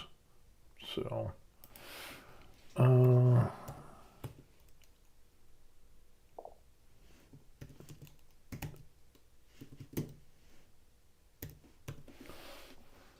I am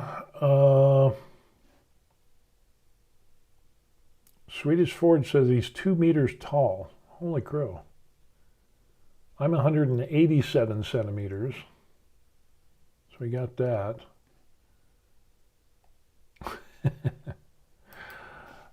John says, yes, we camp several times a year, not retired yet. Oh, that's cool. That is cool. That was kind of the thing my grandparents, my grandfather was in the Army Air Corps. Of course, he's in World War II, Korea and Vietnam.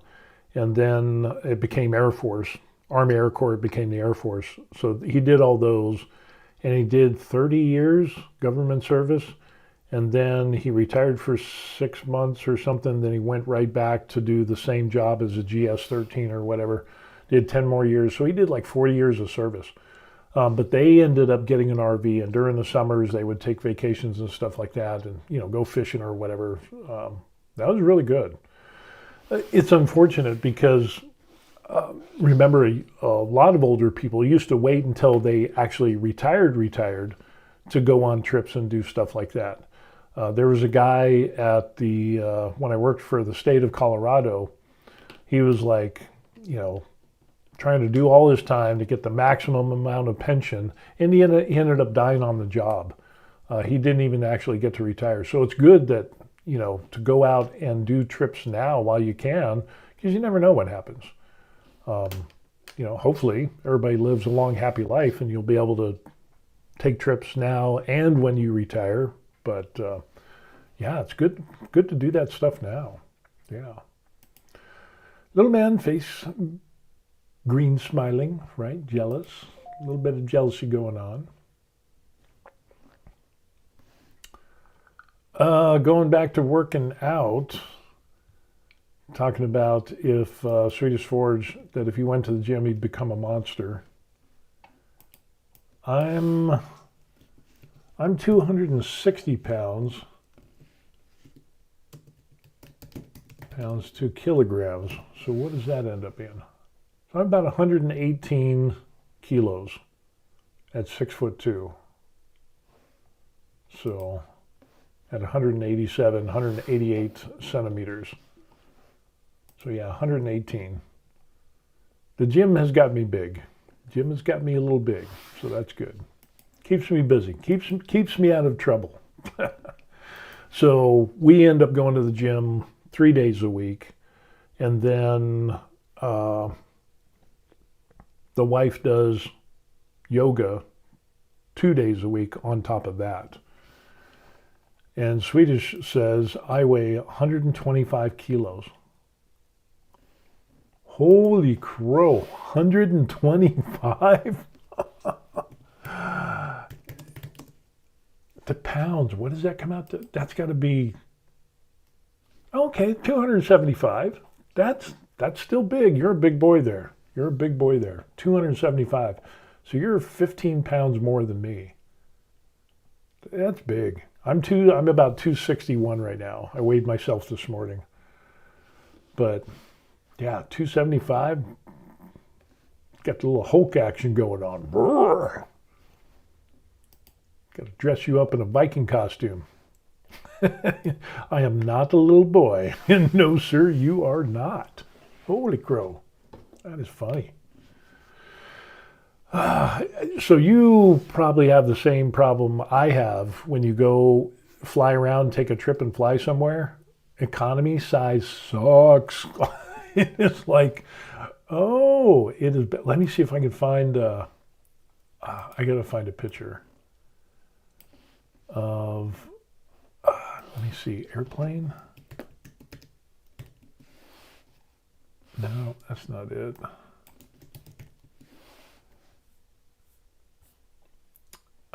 Let me see if I can find the picture of when we were in Vietnam.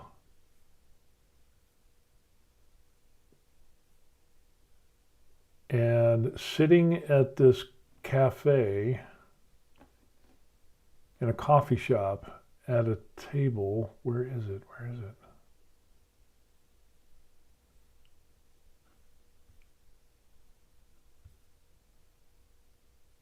Oh, it's not there? Seriously?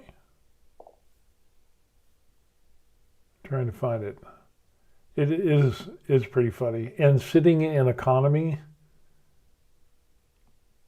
oh, it's not on my computer. I guess I haven't updated. Let me see. I got to find it on the phone. It is hilarious.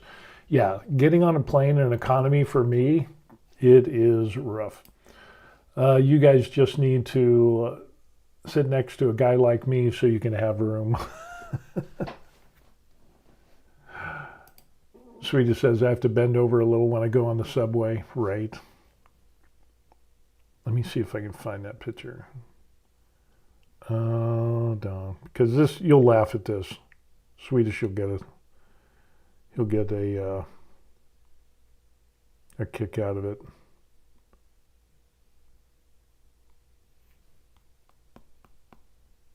Oh, that's old stuff.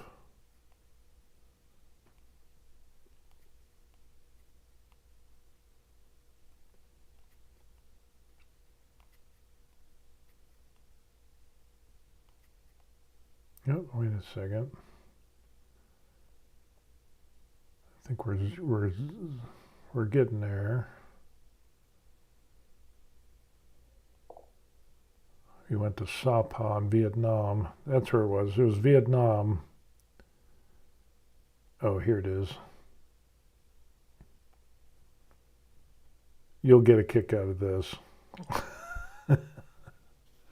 So we go to this coffee shop, and it ends up that, yeah, it's kind of wild because their chairs and tables are small. People in Vietnam are small, so Swedish will appreciate this. Of course, we'll need to trim this up a little bit.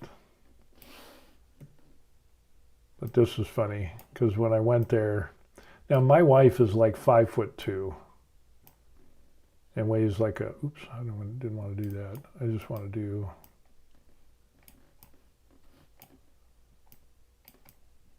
so yeah, there's yours truly sitting at a table and chair in a Vietnamese coffee shop. It was like, people, as I was walking around, people are like, and you're bigger than me. Holy crow. That was funny. That was a good one there. I definitely got a lot of looks. Yeah, that was a good one there. Looks like I was playing in a child's toys.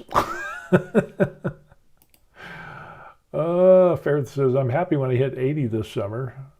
Short size 46 at 1.86 meters. Yeah. Yeah, that was a good trip. We had a good trip there. Oh, let me see if I can find the the other one. When I'm sitting in economy class airline. Oh, no, I don't want that.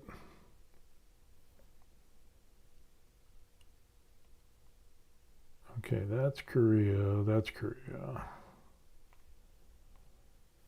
Because of the me sitting in coach was kind of a funny thing.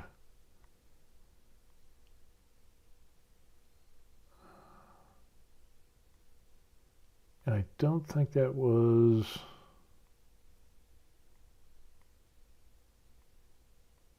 That's when we went to Hawaii. Oh yeah, here it is. You'll like this one as well. This is me sitting in coach when we went to Hawaii. You'll get a kick out of this one too. This will be a good one. Okay, yeah, there's me. I wish there was a better way to.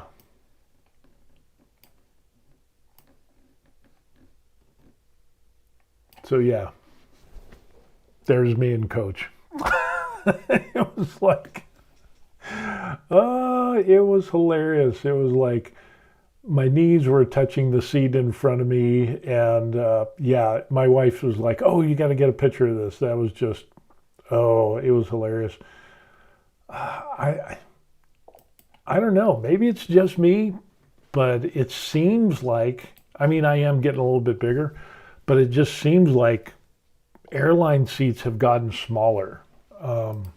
My wife doesn't have a problem, but she's only 5'2". Yeah, it looks a little bit crowded. Must be fun for the poor guy sitting behind Steve.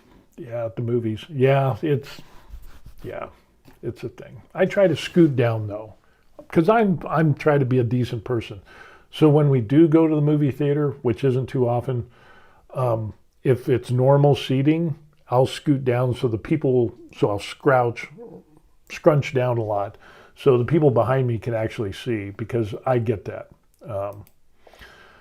John says, I have a coworker going to Vietnam next week to meet his girlfriend's parents. I wanted to go with. I'd love to visit sometime. Oh, it was good. We had a good time. We went to Hanoi, and then we went to Sapa, and that was really good. Of course, the weather was a little bit hotter than what I would have liked, but we went during not peak season, so it was still, next time we go, we'll definitely go when it's cooler. Well, that tiny TV in your seat must have looked like a movie screen from your vantage point. I don't look like Dolph Lundgren. No? He's a pretty good sized dude too. Dolph is wicked smart. Holy crow. Makes me feel like a spoon. But yeah, Vietnam was fun. We had a good time in Vietnam. Definitely go during a different time, but yeah, that was a good trip. I would say that was worth going. Definitely going to Sapa was good. You know, we had to take like a 10-hour train from Hanoi to Sapa, and that was, it was good. I like Sapa. That was really good. Swedish Forge says he doesn't look like Dolph Lundgren. He says he's more handsome. I'll take your word for it.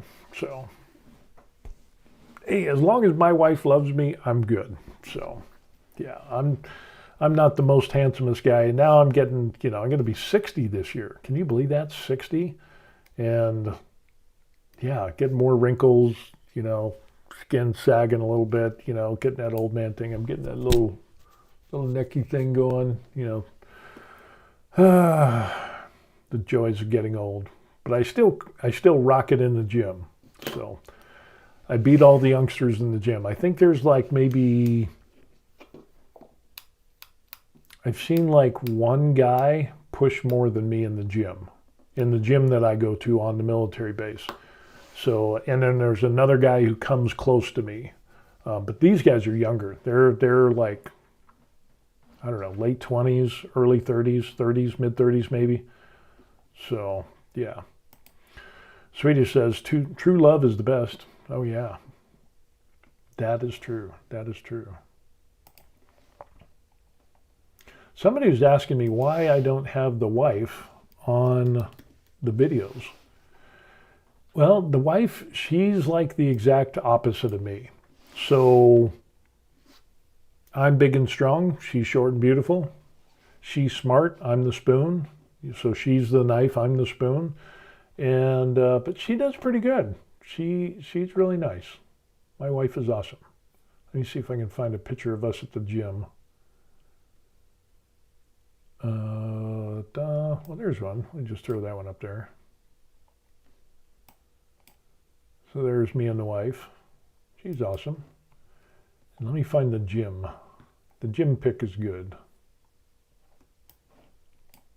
So boom, there it is. So that's the wife. She's awesome. She's really good. So sweet, so sweet. And she puts up with all my crap. There's another one. There she is, flexing hard. Yep, she does pretty good. But yeah, she doesn't like doing the camera stuff. So let's see. But she does some gym stuff. She does pretty good. She does pretty good for her. She's a little firecracker. So, Swedish says I bench 30 kilograms. I bench press 30. 30? I haven't done a bench press in years. 30 pounds. 30 kilograms? That's 66 pounds.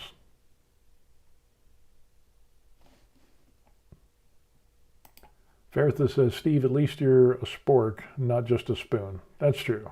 So I got a little bit going on, just a little. So, Swedish says, your upper arms are like my two legs together. Oh, okay. So but still you're 275. Holy crow. I could imagine if you worked out and hit the gym and then eat some protein and stuff like that, that would be, you would be a monster. You could be a monster. That would be. I was skinny. I ended up, let's see, when I joined the military, I was 155 pounds, which at 6 foot, which was 70 kilos. So I have 70 kilos at 6 foot tall.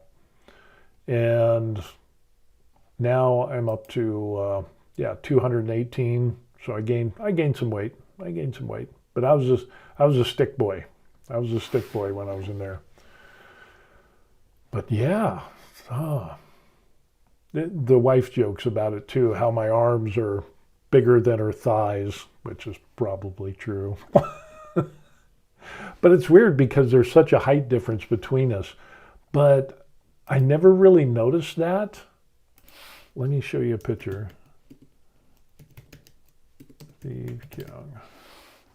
Of us standing together. Where's a good one? There's one. Oh, but that is a huge picture.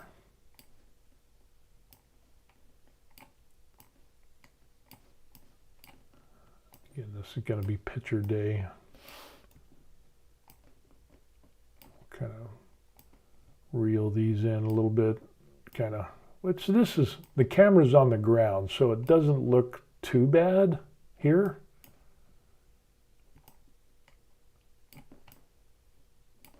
So,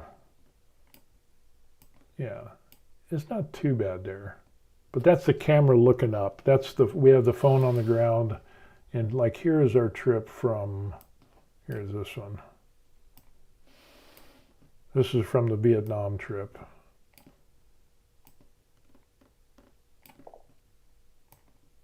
And so she's like 5'2", almost 5'3", like a $110.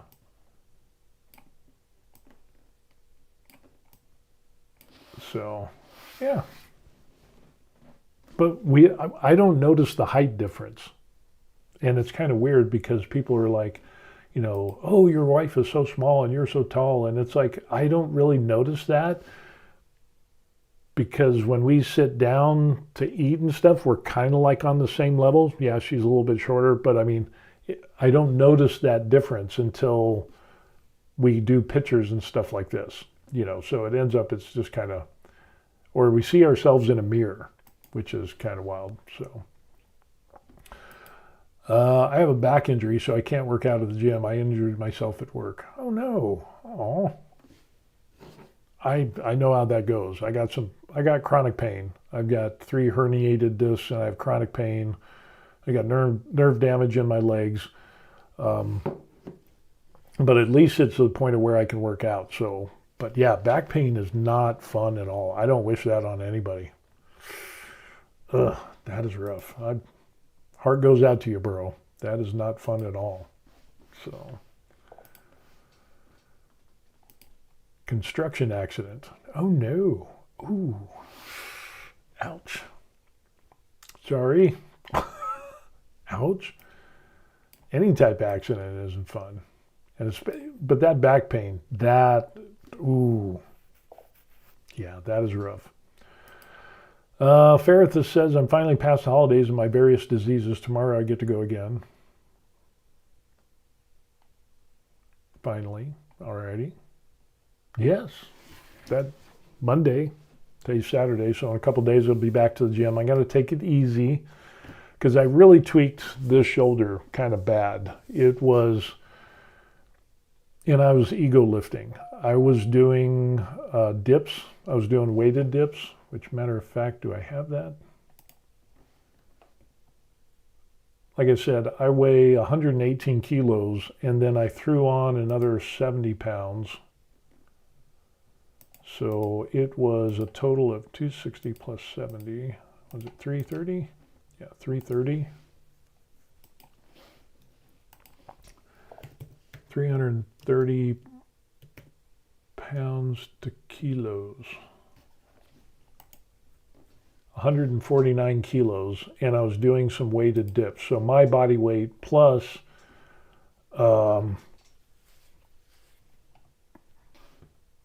it was rough. So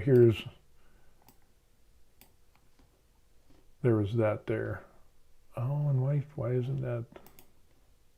Oh, it just ends up being a picture. Why?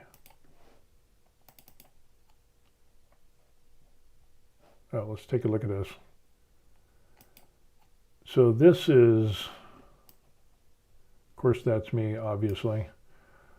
But I have my body weight, which was 260 pounds plus a 45-pound plate. I want to cut that. So that was 305 there. And this is kind of normally what I end up doing when I do weighted dips. So those are good. But the problem I had, what I ended up doing was 45 plus a 25-pound plate, and I pushed it too far. It was like, yeah. So, yeah, I tweaked it. I probably won't be adding a 25-pound bar. So, yeah. That's the joy. I'm getting old. How many reps are you aiming for? I don't know. How many did I do there? Let's see. 1, 2, 3. Oh, wait a second. Let's just. That doesn't count. Okay. So 1, 2, 3, 4, 5, 6, 7, 8, 9, was it 10? 10. Oh, 11. It did 11. Yeah, 11. Not bad. I've gotten that up to 15, and then I started adding on like another 10 pounds, so that it was 55, and then another 10 pounds, so it was 65, and then this last time I had the 45-pound plate, 25-pound plate, so that's 70 pounds. So it was 330 pounds altogether. And that's, I think I ended up doing 7 or 8. And the tweak happened. It's like, tweak. I was like, okay, so I'll take it easy. Did the rest of my workout, which I probably shouldn't have done. And yeah, I kind of paid for it. So, yeah. Yep. I like doing dips. Yep, get the triceps going. I love dips. There was a time when I couldn't do dips. I could do like 3 dips, and that was it. And so I spent a lot of time working on dips and stuff like that, and now they're good. They're good. Fairtha, how many reps are you aiming for? I don't know. My wife asked the same question. She's like, what are you trying to achieve? And I'm just, I don't know. Just doing it. Just to see how far I could go. And I think I found how far I can go with the dips. So, yeah, a little bit of muscle. I'm trying to fail around 12. Yeah, that's a good one. Dips, I've gotten really good with dips. With just my body weight at 260 pounds or 118 kilos, generally I could do, I don't know, 20 and 25, and that's not even a failure. So, yeah, I don't know. But I started adding more weight, and it ends up, it's the thing. John says that he goes to exhaustion. I'll work pretty close to that. Pretty close to failure, but then I'll take longer rest periods between my sets. So there's that. Let's see if I can find. So I'll go pretty close to failure, and then I'll have, if I work out really hard, I'll put about 3, maybe even 4 minutes between workouts. So let's see if we can find. That was leg day. We don't want that. What about that one?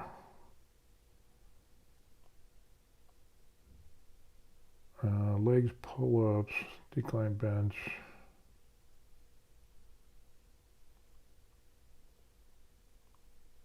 No, that wasn't it.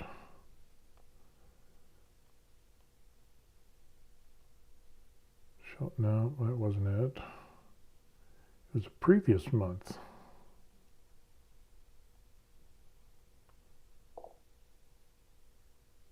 Dips. So I did 25 dips with my body weight at 260.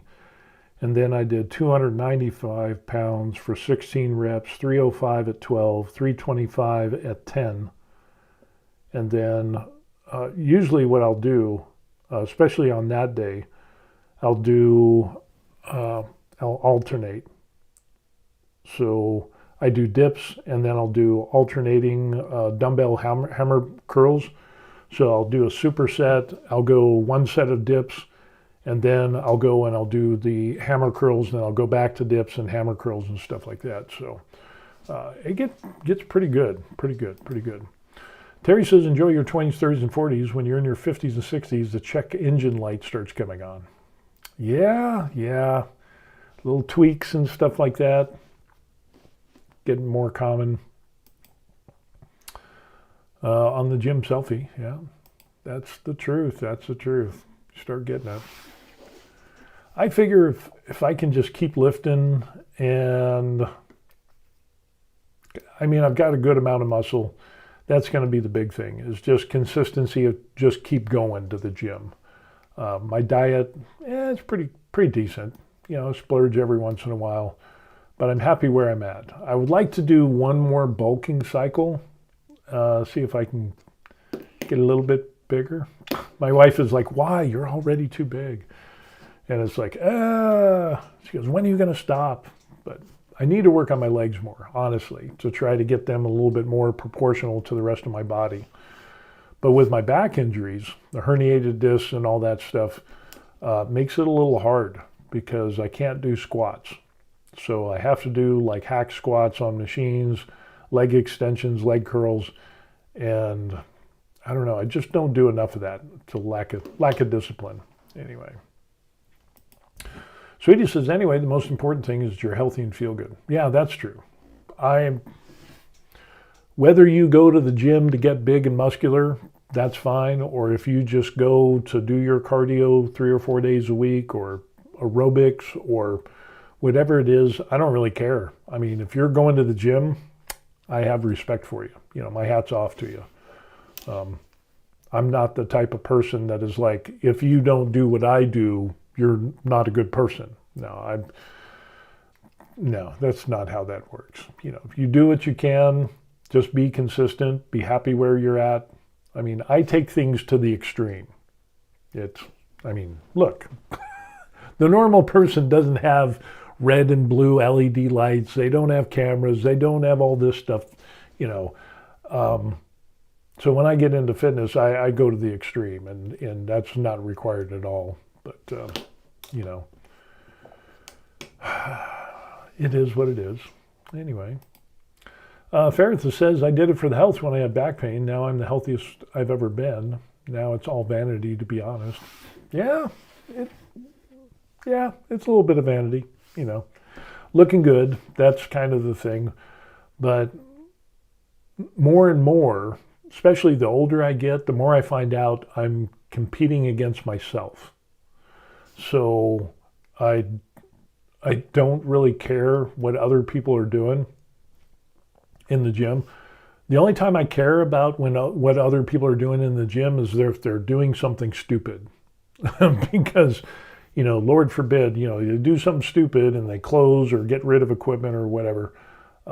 It's just be smart when you go to the gym, whatever you're doing. Yeah. Sweetest says, I'm having surgery on my back soon. Oh, but after that, I can probably work out a bit in the gym. Really? Ooh. We'll have to send you well wishes. Man, I'm a candidate for back surgery. I almost got it, but then I was like, And the thing was, I saw 2 surgeons, and both doctors were like, well, you're in really good health. If you got it now,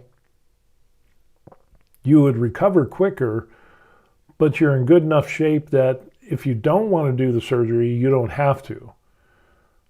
But if I stay in good shape, I could get the surgery later, which I probably might have to get. I'm not going to try to do that, though. We'll see how far I can do it. But it's kind of like get it now while you're healthy and you recover quicker and faster and then go back to working out, or just kind of wait and see how it goes. So I'm kind of in that in-between point. But take care of yourself on that surgery. Do the physical therapy. I mean, you got to do the physical therapy. My wife had shoulder surgery on her because she tweaked, you know, it happens. But she had to get reconstruction on her shoulder, and it took a year of recovery. And while Korea is great for medical, their physical therapy wasn't really that good. And so what my daughter, who's a doctor, and what we found is some physical therapy for people who have that shoulder surgery, and the physical therapy of what you need to do. And my wife did that. I think it was like the Mayo Clinic or something like that. I can't remember. But it's very important to do the physical therapy and to not push it too hard.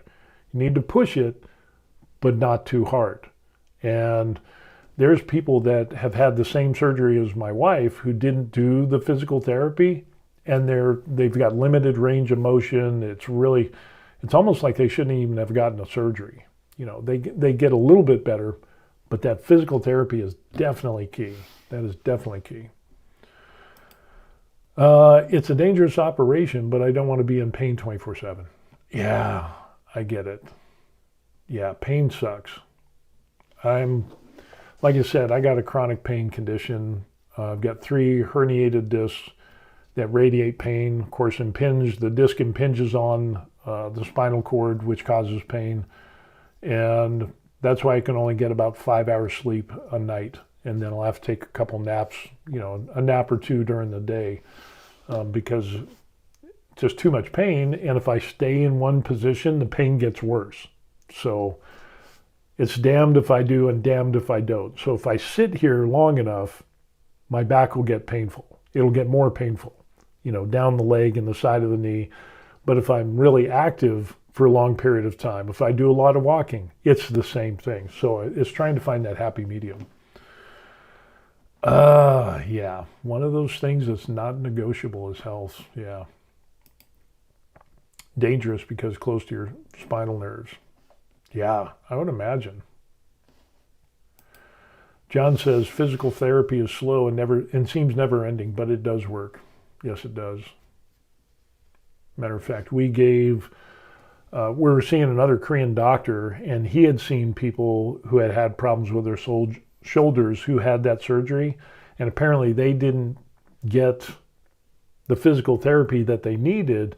So he wanted a copy of that stuff. And so we took the wife's physical therapy routine that we got from like the Mayo Clinic or whatever it was, and we had it translated in Korean and gave it to the doc so he could give it to other patients. So, yeah. Sweetest says, yes, there's a risk of paralysis. Yeah. Ugh. There's always that. That'll make you think twice. But find a good surgeon. Get a good one. Get a good one. Whew, man. And that was something that I was like, I almost got back surgery shortly after I got out of the military. But at that time, surgery was at a place of where it was like 50-50 chance of making it better, be the same or better, or it could be worse.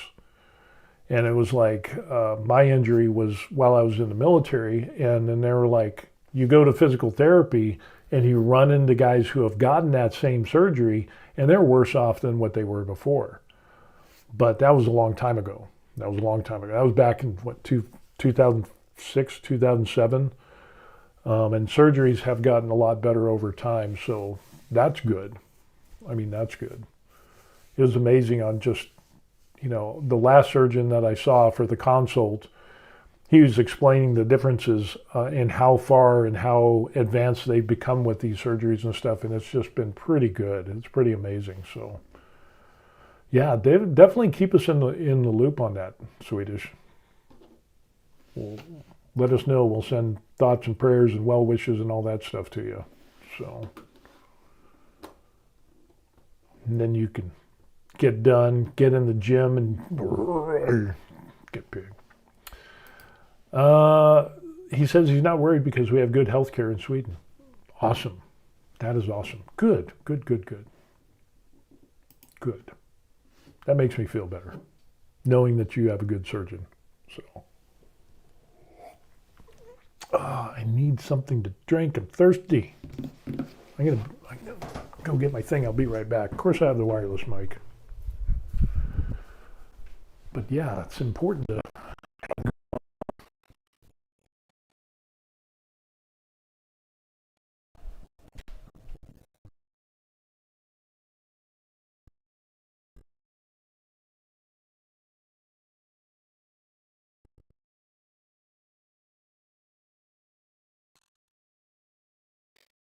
But I always do the physical therapy. And that's the other weird thing in Korea. It just seems like it's so compartmentalized. The surgeons do the surgeon thing. And it's funny because the surgeon for my wife's surgery, he was like, we were asking about physical therapy, and he says, well, yeah, you can if you want. And it's like, what do you mean if we want? Why would you want to do that? And this is yeah, he was crazy. He's like, yeah, if you want to do physical therapy, just, raise your arm up. And, that was his instruction for physical therapy. So even though the medical care is pretty good here in Korea, there's going to be those one-offs of where, you might run into a surgeon where he's all about the surgery. He's really good at what he does, but he wasn't good about the follow-up care. So that was kind of weird.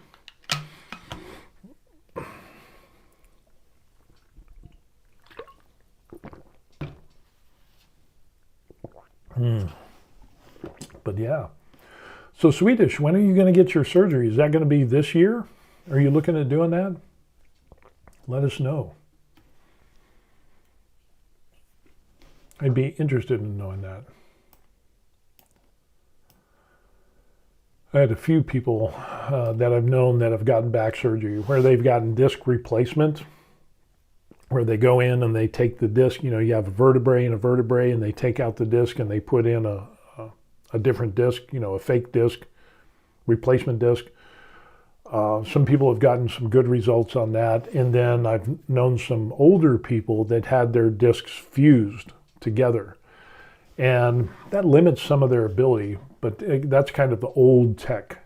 But the people that got the disc removed, like I knew this one rabbi, he had back problems. He goes in there, gets the surgery, boom, out the same day.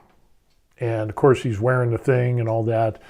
His recovery was really good. And it was just kind of amazing. Yeah. Faritha said I had physical therapy after I broke my leg. A week after I went to the doctor because he didn't think it was broken. You walked in the clinic with a broken leg. How? Yeah. I can relate to that. Swedish says, I hope so. I don't know yet. Well, keep us informed. Let us know from time to time. Faritha says he's got good pain tolerance. Yeah, me as well. I've broken this arm. I broke the bone this direction, not snapped, but this way, lengthwise. I broke that. Had my nose broken twice. Of course, my back injuries, we had that going on. I broke a toe. My pinky toe on my right foot so that the toe was sticking out 90 degrees, and so I had to pull it out and I reset it myself. And then there's other times where I had some dental work done that, oh no, the other one was the surgery. My gallbladder got necrotized and is basically dying. It was bad. And it was littered with gallstones. That was the term that the surgeon used.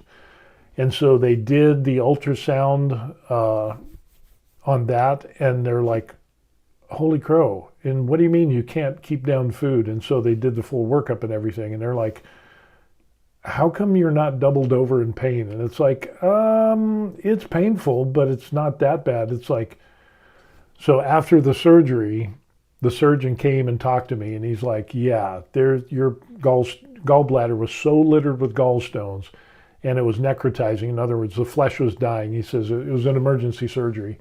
He goes, I have never seen anybody, you should have been crying from the pain.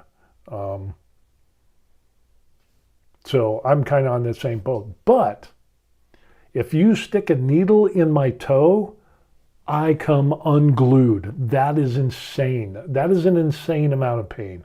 I don't know if you've had to get a shot in your foot. I have. I can't take that. Holy crow. That, I don't know. Maybe my pain receptors are good everywhere else. They're nice and dull. But when you get down to my feet, you put a needle in my toe, holy crap, I come unhinged. That's insane. I don't know. Swedish says we have good Keurig here in Sweden. Keurig. Keurig? Keurig? Is that like a coffee maker? I'm not sure what that is. Let's see if we can look that up. K-I-R-U-R-G. What is Keurig? It's a word in several Scandinavian languages. Translates to surgeon in English. Ah, Keurig. Surgeons. Got it. Good. Fairtha says, my mom has a new hip, one of those 3D printed ones. Super interesting. Yeah, hey, You could have hooked her up with that. My implants, my dental implants are 3D printed. So, you know, the actual tooth is 3D printed. I saw it printing. That was kind of cool. Ferrith says, needle in your toe, very specific thing. Note Steve's only weakness. Yeah. Oh, who is the mythical character? Achilles. He had his flaw. So, yep, surgeons. Kurug. Surgeon. Interesting. Swedish.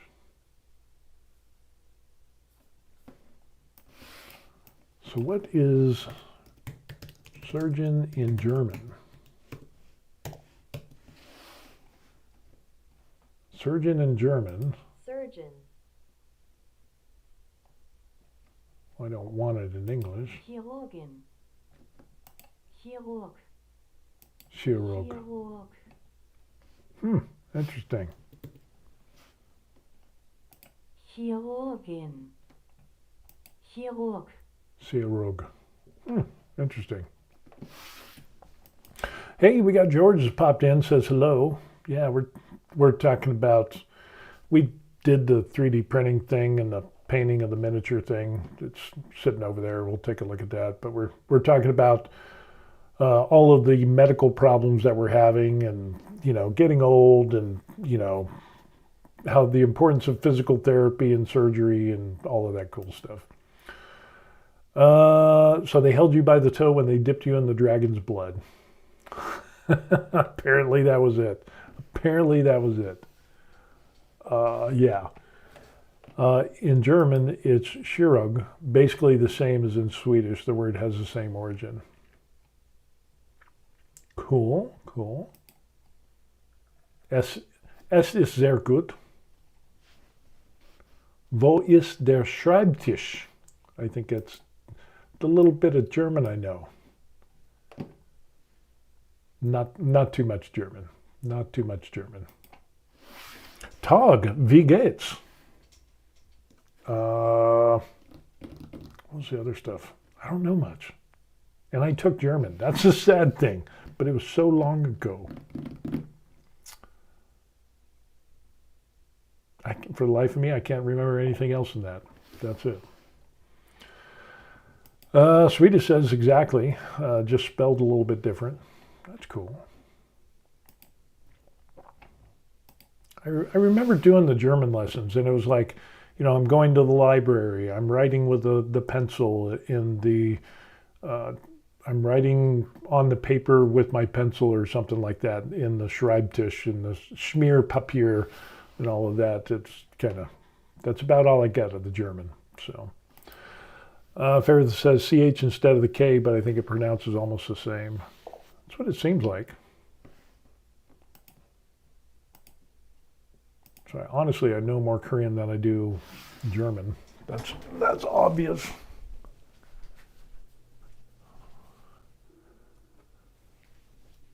So we'll just do a little review for George here. We can kind of show the end result. He's drying. The base is doing the crackle thing. We haven't seen any cracks yet, but the edges are drying a little bit. So we'll see how, but yeah, that turned out good. Turned out good.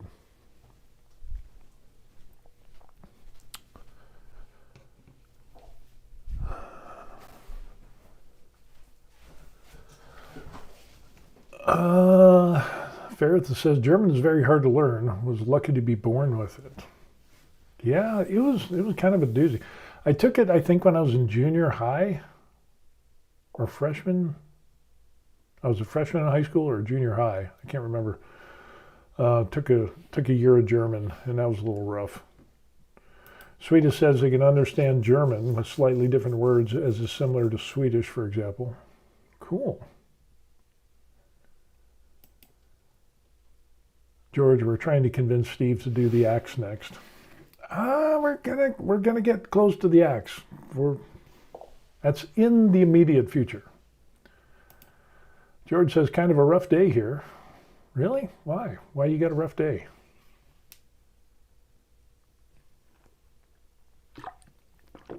If it's because of stupid people, then yeah, stupid people are kind of rough. But yeah, the axe, we're going to try to do the axe. I'm going to work on that.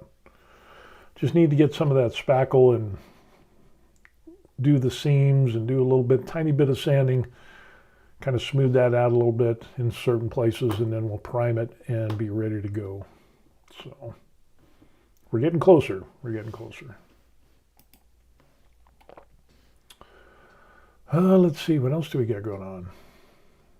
Oh, here in Korea, they're doing the trial for ex-President Yoon. He's the guy that declared martial law here in South Korea when he was president. And yeah, it's not doing well. They're seeking the death penalty on him. And then there was another charge of obstruction, and he just got 5 years in prison for that. So yeah, we'll see how that all turns out. But a little rough. George says, my stepdad's mother passed. Oh, that's unfortunate. We just had somebody in the wife's family. It's her brother's wife's mother who passed away, and she was like 106. George says she was 94, a great woman. 94, that's a good run. That's a good run. That's, yeah. I mean, there comes a time where we all have to shed that mortal coil, so we're just trying to put that off as long as possible. But eventually, you know, people got to go. And, you know, the only thing that you can do is, you know, take those memories, the good memories that you had, and remember those things and hold on to those. So, and carry those on. And yeah. But yeah, losing somebody that you love, it's not fun. Or losing somebody of somebody else that you know that loved them a lot, and you know, in return and all that stuff, that makes it really hard. So 94 is a good age. That's a long life. That's pretty good. That is pretty good.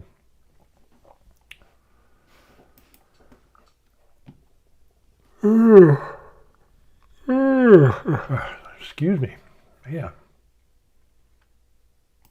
All this recovering that I've been doing.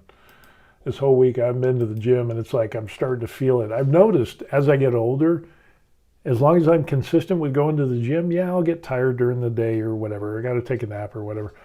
But I do well.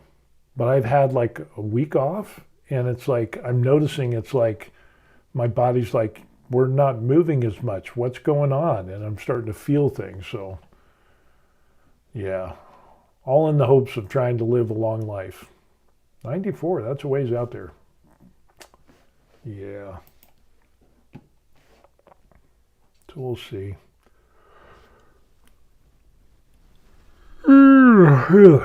Excuse me. Man, tired. So anyway, anything interesting? Else that's interesting? Somebody sent me a message and said that Vitaly, the Russian vlogger who was in the Philippines that did a bunch of stupid stuff, that he's getting released. And he's not a U.S. citizen, apparently. He is a Russian citizen who had a U.S. green card.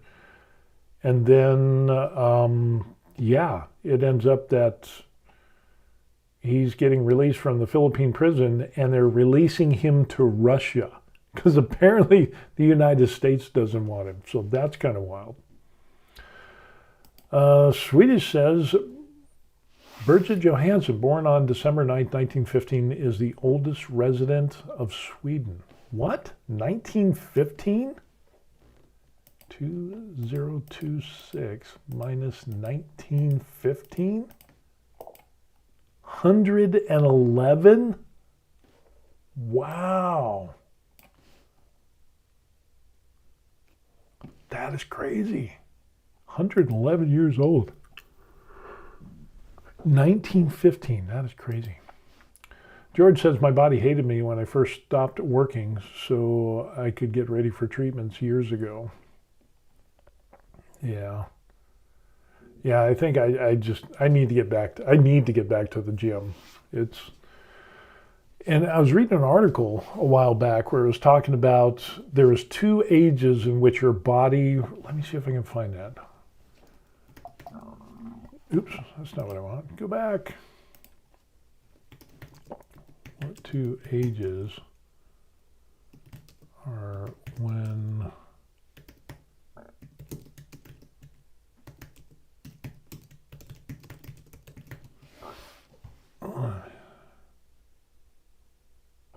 yeah, here it is.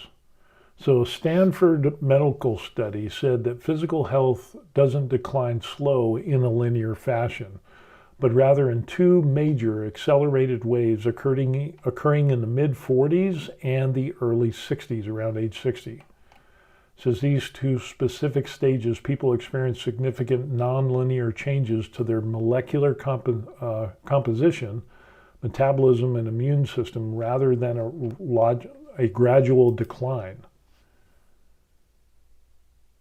So in the 40s, around 44, what it said, related to lipids, fat, alcohol metabolism, they lead to changes in muscle mass, skin elasticity, increase in cardiovascular disease risks, and so on. People experience midlife crisis. And then the 60s, approximately age 60, the second wave involves significant, often more profound changes in immunity system, kidney function, and carbohydrate metabolism.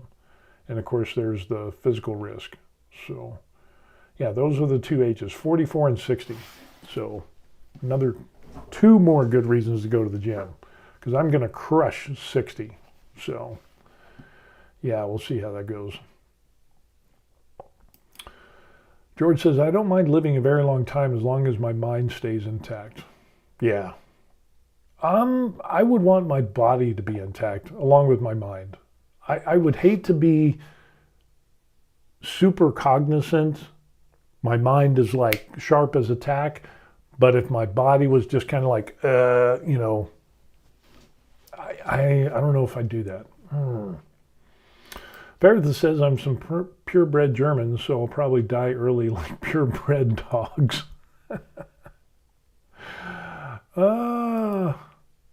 Meredith says, my husband has everything in him, healthy as a boot. Cool.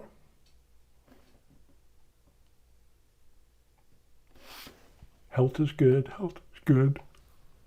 I don't know why I'm yawning so much. Man, crazy. We will see. We will see. But yeah, that's why I like going to the gym. One of the things that I saw, and of course I take things to the extreme, so take that with a grain of salt. But I saw a lot of people, especially the studies, was talking about people as they get older, they lose muscle mass, X amount of percent per year, when you start getting older. And a lot of that comes down to not exercising and not having good nutrition. So, yeah, that's kind of what I'm doing. George says, true, I don't want my body to become like a prison. Yeah. And they had that guy, the last guy in an iron lung. He recently passed away. I think it was this last year or so. But, yeah, I wouldn't want to be like that. It just, if I can't physically do things, that would be a hard transition. Veritha says I'll take one of those cyborg bodies when they become available. Right? I want to get the new eyeballs. That's what I want to get. I want to get the new eyeballs. So have that 20/20 vision forever. I'm tired of glasses. I had the LASIK surgery, but eventually that goes away. Everything declines, but yeah, I want to get the eyesight surgery. Apparently now they're growing teeth, so you imagine future generations, you won't need a dentist, you just get some kind of gel and your teeth grow back. Oh my God, I saw a documentary about that guy. He spent his entire life in an iron lung after polio. Super interesting. Yeah, very hard life. Yeah. That's where somebody like that and the stuff that he did is insane. Mentally, he was on it. And talk about dedication. Holy crap. I don't know if I could handle being in an iron lung and not being able to have any physicality at all. That would be hard. That would wreck me, I think. But yeah, it's crazy that dude had polio. That's like, but polio is coming back, unfortunately. That's the scary thing. It had been eradicated for a long time. And then now we're seeing a resurgence of polio and some of these older diseases that were thought to be done away with. And that's a concern. Unfortunately, it's also tied with immigration. I don't know. It's crazy. Yeah. Ferris says, polio is coming back because people don't vaccinate their children. I know. People are dumb. I can attest to that. I have personal experience in that arena. I've participated in that numerous times. So yes, I can say that's the case. I think vaccines are good to a point, but definitely stuff like the polio and the mumps, measles, rubella, all the big vaccines, those are good. But the COVID thing, I don't know. Sweetie says COVID-19 was scary. I had it twice. I had COVID 4 times. But there was people that I knew that got the vaccine and got multiple boosters and still got it. I still remember when Biden was president. Fauci was the head doctor and stuff. And I remember Biden, I still got a clip of it somewhere, where Biden says, if you get the vaccine, you won't get COVID. And it's like, when he said that, I knew it was bullshit. I knew it was bullshit because in the medical world, nothing is 100%. The only thing that's 100% is death and taxes. Except for there's that one guy. But no, so when he said that you would not get COVID, we need to get this so that you won't get COVID, yeah, that's not a thing. And, but I have a weird, I trust the old vaccines, like I said, polio, mumps, rubella, and the MMR vaccine, mumps, measles, rubella, all of that stuff. Those work. As far as like COVID vaccines, oh hell no. And like flu vaccines, I haven't got a flu vaccine since 2002. And where it was a requirement in the military, I did over 20 years in the military, and you're required to get vaccinations. I also got anthrax, which was a big, huge thing. But every time that I got a vaccine, I would get sick. Of course, that's kind of the thing. They put in the dead cells of the flu and then your body reacts. You get it a little bit and you get sick and then you get over it, supposedly. I would get sick 3 or 4 times a year whenever I would get vaccines, flu vaccines. When I didn't, and the last time I got a flu vaccine was 2002, 2003, 4, 5, I retired from the military in 2005. I kind of squirreled my records a little bit. Had somebody help me out with that. I hadn't had vaccines. I wasn't sick 3 or 4 times a year. So flu vaccines, and then I found out those are kind of like it's a shot in the dark. It's kind of like you roll the dice. Scientists go get a version of the flu and they think, well, we think this is the one that's going to hit and affect everybody, so we'll make a vaccine for it. Sometimes they're just dead wrong. So I haven't got a flu vaccine since 2002, and I have never been healthier, except for the COVID thing. But then I didn't do that either. So it was just bad flu. But then again, I'm not a medical professional. That's my daughter's job. Ferris says, I learned about that later on. You can only not get sick after vaccination from certainly slow incubating viruses. COVID is fast, so you can still get sick, but the course is much milder. Yeah. People got sick of it. I got the vaccine and was done after 2 days. Had it twice now. I had COVID 4 times, and there was 2 of the times it was super rough. Holy crap. But I don't know. But then you have children that got the vaccine, and then there's such a high rise in pericardial whatever it is. I can't remember what it is. Problems with hearts and stuff. And that was attributed to the vaccines, the COVID vaccines. And so, But yeah, when Biden said that it was, you won't get COVID if you get the vaccine, I was like, that's bullshit. Nothing is that set in stone. I don't care what it is. You're always going to have, yeah. So while I believe in vaccines, I don't believe in all vaccines. So you have to be extra careful with any vaccines that I get because of my wonky immune system. Oh, okay. Yeah. But as far as the basic one for kids, my daughter's a pediatrician. So yeah, she runs into stupid people all the time. And, you'll have parents that are like, oh, anti-vaxxers, and they don't want any vaccine whatsoever. They don't even want the vitamin K shots that will stave off blindness because of things that can be passed to the baby as it goes through being born and, from the parent or whatever. Just crazy, crazy stuff. So she's seen some rough stuff.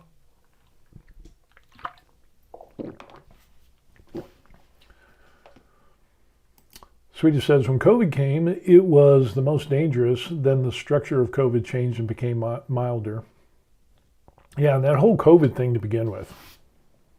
United States funded in China, in Wuhan, that whole debacle, Fauci lying his ass off. I was so angry at the United States. Whoever did that dope deal with China, that pissed me off. Stop playing around with that stuff. And they funded it as well. Of course, we found that out later. Fairtha says, well, they didn't have the testing period that they usually have with the COVID vaccine. That's true. Too many people were dying, so they had the risk. That was the risk that they had to make. Yeah, it was. But then when they also said that the companies could not be held liable because it was an emergency, that was another thing. I was like, I don't know. And here's the funny part. I swear, if you didn't have the media hype for COVID, oh, the sky's falling, COVID, oh, it's the end of the world. If we didn't have all that and you just thought it was a bad case of the flu, it would just have been a bad case of the flu, and people die from the flu every single year. So yeah, maybe a few more would have died. Well, more than a few. You get my point. But we wouldn't have had to shut down the economies of the world and hamstring businesses and people. And that fallout was just insanely stupid. It was like, yeah, if it's not like, zombies of the Walking Dead, yeah, that was just rough. And I remember I was working upscale security, and police were stopping people on the highway. When I was driving to work, the police pulled me over and was like, hey, you realize we're under quarantine. And it's like, I've got papers. It was like, papers? Where are your papers? Here are my papers. I am authorized to work. And that was crazy. Absolutely crazy. What I find fascinating is that they had decoded the virus back in January and had a working vaccine within a month, just before the shutdown, everything happened. All that time was just testing. Yeah, that whole thing was screwy. A lot of people got rich. A lot of people got rich off of that bullshit. I got it back in 2019 when the shit came, and I was so sick, really sick. We saw that, actually, we were still working it started when I was still working at the prisons. And every year you get the flu, right? So you get, everybody knows in prisons that during the winter months, you're going to have, the flu is going to pop up, and cover your mouth when you cough and all that stuff. People get more sick. But that year, the flu was insane, and that ended up being COVID. And then that got crazy. And then that's when it started picking up more and more. And then I quit working for the Department of Corrections for the state of Colorado. And then I started getting into, and then the COVID really picked up. And then that's when I did upscale security. So, and then they shut everything down. That was insane. People were going crazy. Oh, don't get near me. Oh, you can walk in grocery stores, but you have to walk, you got to follow the arrows, and you got to wear your mask everywhere. But if you sit down in a restaurant, you can take your mask off, and then the COVID virus is fine. It doesn't, yeah, some of the rules were so stupid. It was crazy. Of course, they're the pirate. Hey, evening. Good evening. Yeah, we're doing some 3D printing stuff, and now we're just ranting. You know, we're ranting about COVID and vaccines and how we all got sick and how it was crazy and shutting down everything. I hope we never see that again. That was just insane. And even they were talking about that if you didn't get the vaccine, people got kicked out of the military for not accepting the vaccine. At the state, they were talking about firing people if they didn't get the vaccine. Of course, then you had people with religious exemptions and so on and so forth. It was just absolutely crazy. But I remember going to the prison. We had to get swabbed every day. Holy crap. Hey, we got Hack here. Howdy, everyone. Just catching the live stream. Good. Good to see you, Hack. Yeah. Doing it. Yeah. Good to join. So, yeah, hopefully we'll never see another COVID thing again, but Lord knows, I don't know. As rich as a lot of people got, it wouldn't surprise me if we saw something else. But, yeah, what do you do? At least if it pops up again, I've got 3D printers, I got paints, I can continue doing what I'm doing. I just have to buy some dumbbells for, be able to work out at home if they ever shut everything down again. Corsair says I had to get it as a government contractor. Boss apologized but made me get it, even though we all worked from home. That's crazy. These pandemics happen once a century. Yeah. Except this one was man-made. Damn it. There's always another pandemic in the waiting. Yeah, everybody was waiting for the zombie apocalypse, and then we got the bad flu. So, and then they just shut everything down. Insane. But the cool thing was, we ended up, we went to Hawaii, and there was still the fallout from the COVID. And so when we got to Oahu, we spent a year there. When we first got there, there was zero to little tourists going there. Matter of fact, there was a 14-day, isolation. Do that, which is no big deal. You just stay home for 14 days, whoop-de-doo, and then you're good to go.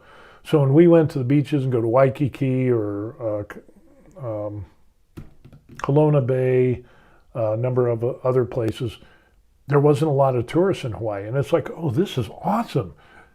And then over time, more and more tourists showed up. And it was like, oh, by the time we left, traffic was really bad, tons of tourists. It was crazy. It was, wow. But great experience. I wish I could have retired there. Hack says, 1 year in Hawaii. How was that? Was it prior to Pick Korea? Yeah, we ended up, it was on Oahu, and we knew that we were going to go to Korea to retire. But our daughter, who was doing residency on Oahu at Tripler, she invited us and said, hey, well, why don't you come out here? You're going to be retiring to Korea. Why don't you spend some time in Hawaii? She was doing residency. She had a 2-bedroom condo in Waikiki. Well, actually, it was on Aiea, and then we moved to Waikiki. And so the dope deal was this. We do the shopping, we do the laundry, we do the home-cooked meals for her, and then we didn't have to pay rent or utilities. So that was kind of the thing, and it worked out great because she spent all her time at the hospital, and we got to live on Oahu. So, yeah, it was great. It was great. We would never be able to afford that otherwise, but Yeah, it was great. We we did everything on Oahu multiple times. Ferrith says you can make your own viruses today. You can submit a DNA strand digitally and they'll print it for you. So you can make stuff in your garage. Shh. I don't want to know that. I don't want to know that. Corsair says he went to the Big Island in 2020. There was no one there because there's no international tourists and most Americans hadn't started traveling yet. Yeah, we went to the Big Island. Wasn't really impressed with it compared to Oahu. Yeah, just wasn't the same, But then we were used, by that time, we were used to Waikiki, Kanoa, everything around Oahu. We had been there, multiple beaches and different places and stuff like that. We got spoiled by Oahu. So when we went to the Big Island, it wasn't really that big of a deal. But if I ever go to Hawaii, I want to go night swimming with the manta rays. Oh, I swam with dolphins. I didn't do manta rays. That would be fun to do. Hawaii is definitely on the list for me, says Ferritus. Super beautiful group of islands. Oh yeah, it is great. It's just the housing. The cost is insane. Hack says it seems like a good deal to me and seeing the daughter a bit. Oh yeah, it was wonderful. I mean, it was basically it was a year-long vacation for us. And we didn't have to spend anything out of pocket aside from food. So, bonus. But everything is expensive in Oahu. Holy crap. And just to let you know, Hawaii has the highest taxes in the United States. Everything has to get shipped there by boat. Everything is expensive. Food is expensive. It is just, you could kind of put up with the high prices of food, but Lord, housing was insane. So, yeah, we really lucked out because as my daughter was doing residency there, the military was paying her mortgage or paying the rent. And, yeah, it was good. Coursera says we did that, Big Island. It was cool. Hack says he's only been to Honolulu Airport once, and it was a big letdown. How much are the taxes there? I can't remember, but I think it's like the highest tax for, you got your federal taxes, you got your state taxes, but it's like the highest state tax that you're going to pay. It's insane. So. Sweeta says, only been to Germany. We drive there and buy beer. Well, it's a good place to get your beer from, that's for sure. Got to travel and hit some other places up, man. That would be good to do. I would like to go and see Germany. Since I have German descent, I would like to do that one of these days, but I don't know. We'll see. Maybe we'll do that. It's kind of like a long way away. It is definitely a long way away. Let's see.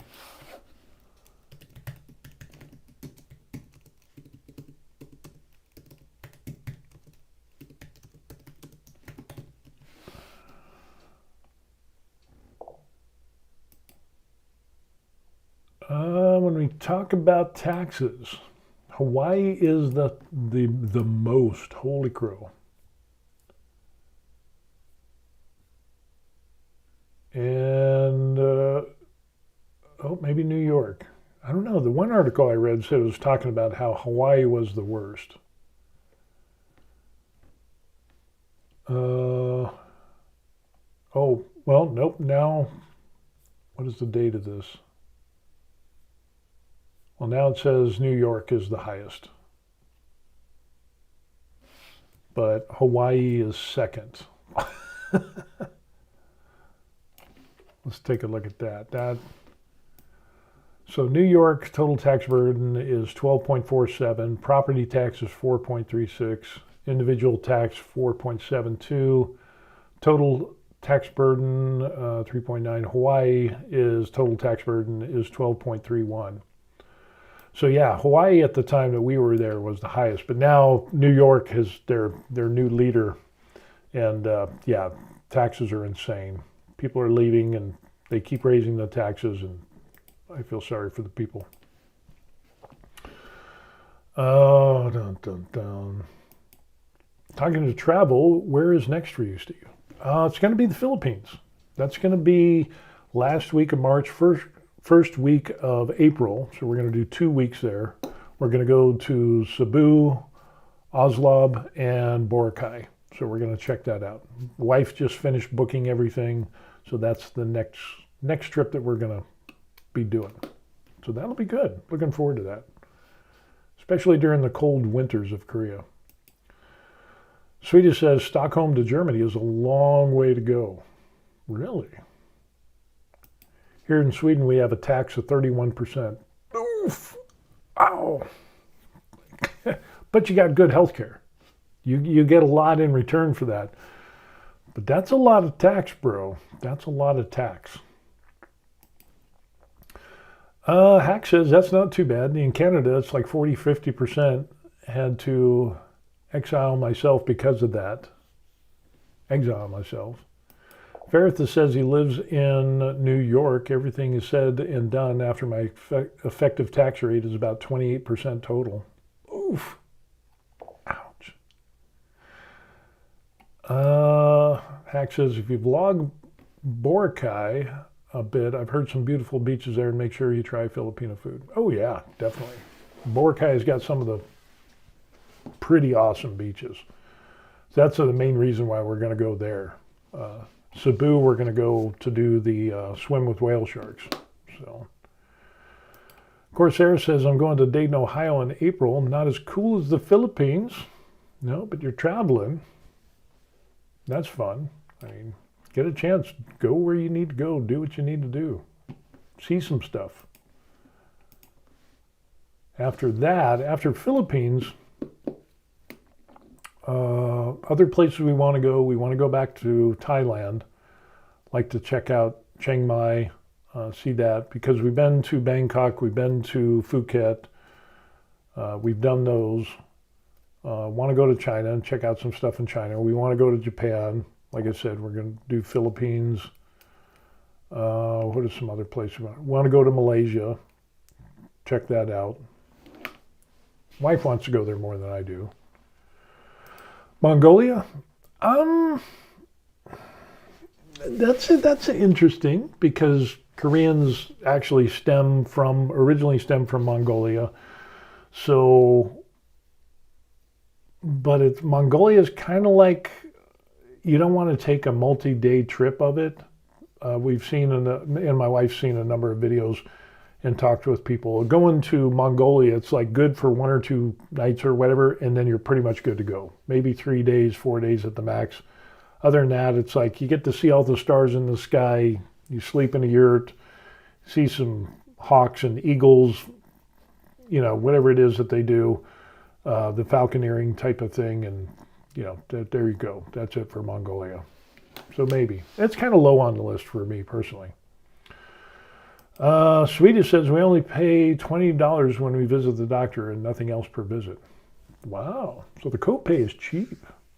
Our copay here in Korea for me is, about 65,000, which comes out to, it's about $40, $45, depending on the exchange rate. So that's what ours is, here in Korea anyway. Malaysia is awesome, by the way. We'll check that. Yeah, we've had, the wife has had some family members that went to Malaysia, and they were pretty impressed with it. So, Hack asks, if I go to Mongolia, would you eat horse meat there? Yeah, I wouldn't be averse to it. I could do horse meat. I've done dog meat. That was a long time ago in Korea. Long time ago. They're outlawing dog meat here in Korea, so. But I could do horse. I could do that. That wouldn't bother me. Swedish said, since we reach 200 USD, then it's free medical care. Oh. Nice.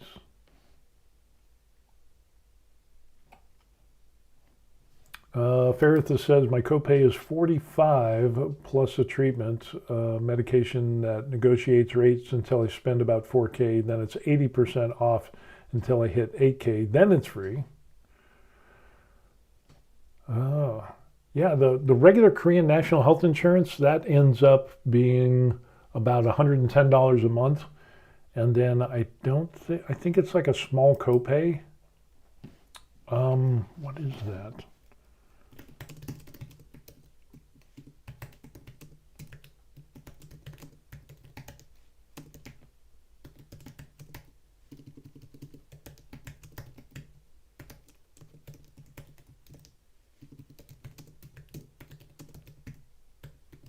I'm going to double check here. It's around, says 5 to 15,000 won. For the basic clinic and higher for hospitals, with clinics being around 30% of the bill. So, translating to about 10 to 15,000 won. If it's a hospital, it's around 40%. So it's not too bad. So a local clinic plus medicine usually is about $15 or $20. So it's not bad. Not bad at all.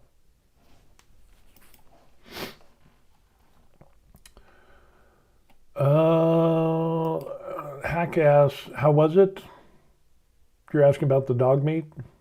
It was all right. All depends on how you cook it, I guess. It wasn't so different, but I had it in like a stew that had a lot of Korean spices, so it was kind of, I don't know. It didn't really blow my hair back. George says, I know I'll never get to do it because of how the world is now, but when I was younger, I loved architecture, wanted to see the Red Square in person. Yeah, that would be pretty neat. Yeah, a lot of crazy stuff going on in the world. Swedish Forge says for a year, then it starts again with a payment of 20 USD. Yeah, and each year we have to pay for my insurance, which is, because I'm retired military, I got to pay something like $350 or $60, whatever it is, per year, since it's a new year. So we pay that, and then that's only once a year, but then our regular doctor visit is, like $40, $45 for the copay. So, and the Korean healthcare is pretty good. But medications are inexpensive compared to the United States. So that's kind of a good thing. Hack says, I've had wild raccoon meat in Tokyo, very gamey. Bear meat is better. I haven't had bear meat. I've had elk, I've had deer, I've had rattlesnake, I've had rabbit.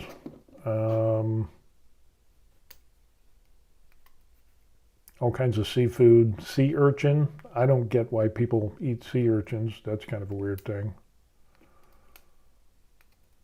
I think that's kind of whale. I had whale meat. That was horrible. I'll never do whale meat again. Way too fatty. And it just doesn't taste good. And that was actually here in Korea. It was a long time ago. But the whale meat was just, it's like a delicacy. It's one of those things you have to have an acquired taste for. But reindeer steaks in Iceland, yum. Bison, oh yeah, bison's good. That's a very lean meat.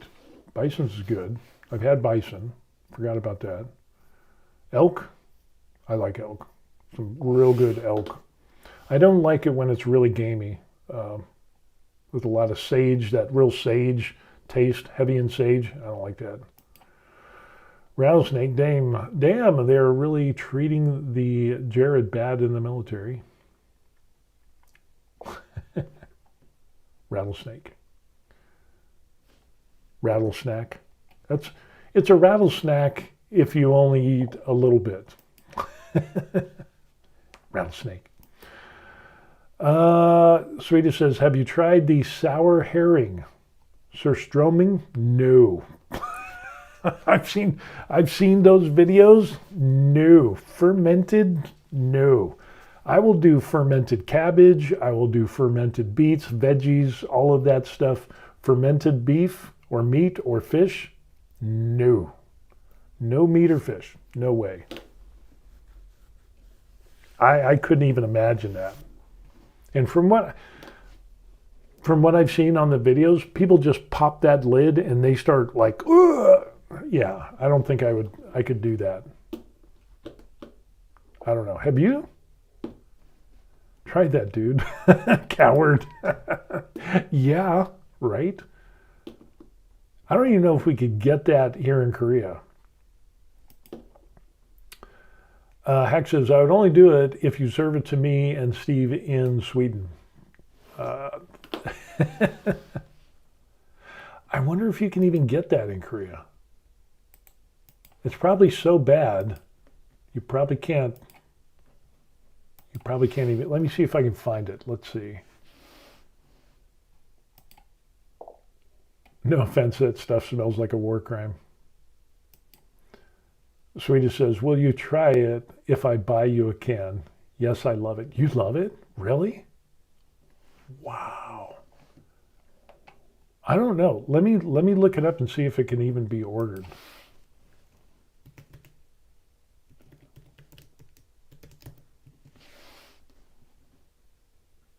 Oh my gosh, they can. Seriously? Really? I don't know about that, dude.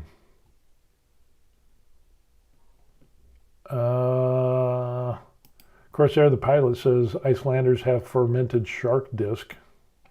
That's rough. No offense, that stuff smells like a war crime. Will you try it if I buy you a can? Oh, like fermented chicken egg in Asia. Oh yeah, that, I don't think I could do that either. There's just, let the chicken grow up. That way you can have chicken wings, you can have chicken thigh, you can have chicken breast. But no, we want to eat the little chick and less meat. I don't know. First get together the verified stream crew, and the mission is to bring each of our favorite figurine and then the most acquired taste dish from our country. And the one serving the worst dish to Steve wins. Oh yeah. You got to try it outdoors. Oh yeah. Corsair, the balut in the Philippines. Yeah, I don't get that at all. But check this out. You can order it. George says he'll do the fish before the 1,000-year-old egg. I don't know. Surströmmings. There's a can. 56,000 won. Shipping cost is 16,000. So let's see what that pops up to be. So basically 60,000 won plus 17,000 won. We'll just kind of round it up. And 77, divide that by 1465 because the won rate is going up. 52 bucks. Holy crow. Look at that. Some people are crazy. Oh, that's a 4-pack. Okay, that makes a little bit of sense. I don't know, bro. I don't think I could do that. I wouldn't want to waste money on that. I wouldn't want to waste your money on that. It would probably be hilarious to see me try that. But, oh, I don't know.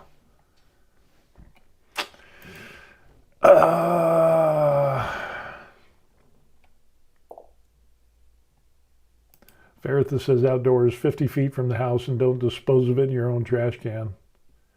Yeah, that's like a biohazard, that stuff. It would just be like, treated like the Resident Evil virus. Do it in live stream. Oh. Imagine if the food needs to be eaten outdoor, how bad of an omen is that? Yeah. $52, probably $45 for the airtight sealed package. Could you imagine if it got damaged in shipping? I'd probably go to prison for that. If you can buy it, by means you got to try it now. Open it at the Han River with everyone. They would think that they would kick me out of Korea. Here it costs $12. But why? I'll just bring a brisket. I'll do brisket all day long. George is our resident chef. He can smoke some meat. We can do stuff you can actually eat.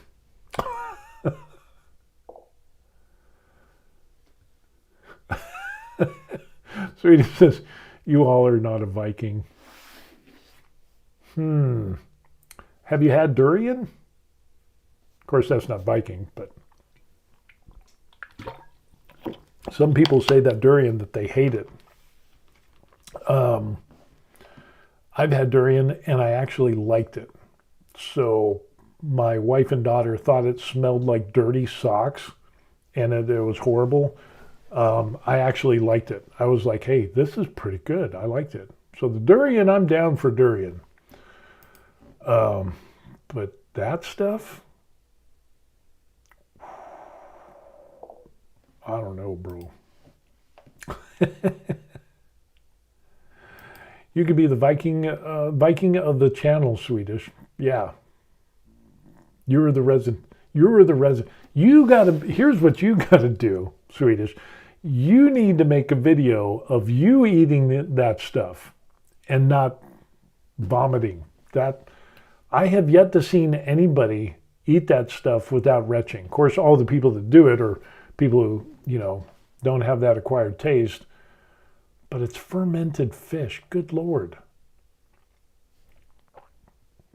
Just something is like, if it's fermented, who thought of that to begin with? If it gets to the point, I understand long time ago, you try to preserve meats and, if you salt it, but, it's fermented, maybe we can keep it longer. Obviously, you can do that.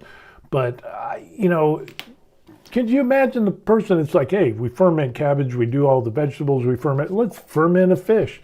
And they do it and they crack it open. You imagine the first person would be like, oh, good Lord. And then, was that the same person that's like, well, let's just try it. I know it smells horrible, but let's just try it.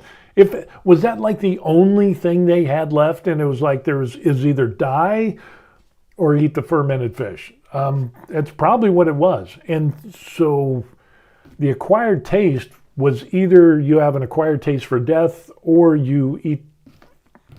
You know what I'm saying? I don't think that's in a healthy acquired taste. I don't know. Are there any benefits to eating that? That would be the question. Hack says, hear me out on the stinky fish with the durian. Fruit. Killer burps after. I didn't mind durian. I didn't mind durian at all. How was the taste of durian? I thought it was okay. I thought it was good. It's an interesting texture. It's the smell and the taste, obviously for me. It was a unique taste. It was unique. And we had it raw, pull it out, eat it. My wife and daughter said it smelled like dirty socks, like dirty socks. I didn't have a problem with it. But then again, my nose has been broke a few times, but it wasn't bad. I like it. Ferrith says, I'm a simple guy. Just give me a good burger, some pancakes. Yeah, I can do some burgers. Captain Steve, can't drink matcha grass tea, but no stinky fruit, no issues. The paradox of the American man. I know, right? I know. Korea's got the sea slug, sea cucumber, silkworm lava, bluch. Oh yeah, the silkworm lava. Bondegi is what it's called. It tastes like dirt. It is steamed dirt, but they're silkworms. They're worms, and I've had worms as a kid. You ever grow up and you do the earthworm thing? Yeah, I actually did that as a kid. Eating earthworms, I've done that. Yes, maybe that's probably the reason why I am the way I am. But the bondegi, my wife used to love those. She doesn't now. We walk by it and it's like, both of us are like, Ooh, nasty. Sea cucumber, sea slug. I haven't had any of those. So, yeah, okay, no problem. Oh, yeah, silkworm is high in protein. It just tastes nasty. Steve, we've all had that mystery can in the fridge at some point that expired 5 years ago. I bet at least 1% of those cans are at least tried. Searching for Surströmming challenge. Oh, yeah, I have. That stuff is just nasty. Hack says it's definitely a case of survival, death, or, gonna die, or am I gonna eat this stuff where it's gonna make me vomit? I don't know. Durian? Oh, durian is an interesting. Some people like it.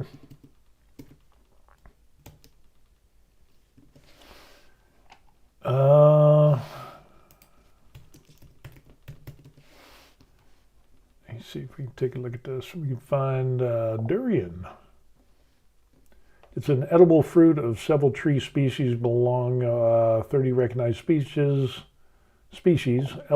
edible fruit, but it is quite the interesting thing.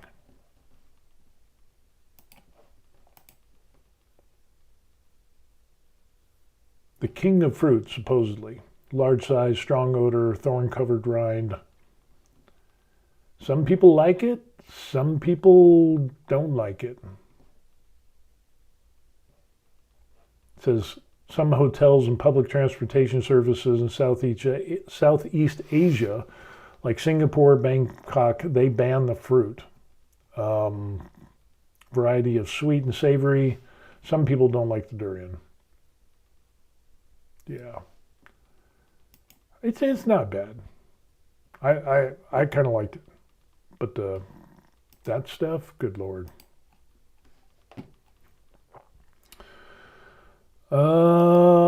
George, fried crickets.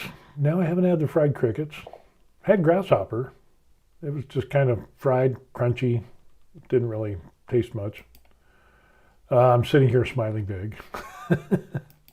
Ferrith says in Germany, the only thing we ferment is our own moonshine. No, that's not true. Sauerkraut. Got to do the sauerkraut. Durian. Apple with spikes on it. Smells bad.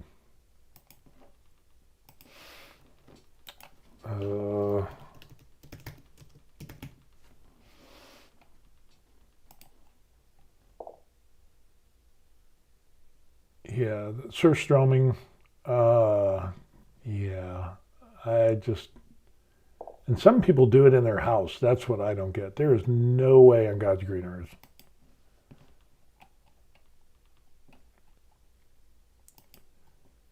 George says, give me a bowl of sauerkraut and a glass of sweet tea and I'll be happy. Oh, yeah. Kimchi, sauerkraut, I'm all for that. Bratwurst. Oh, I haven't had good bratwurst in a long time. Such a long time. Yep. Yeah, it's tasty. Sauerkraut is literally kimchi without the spicy. Which came first, I wonder?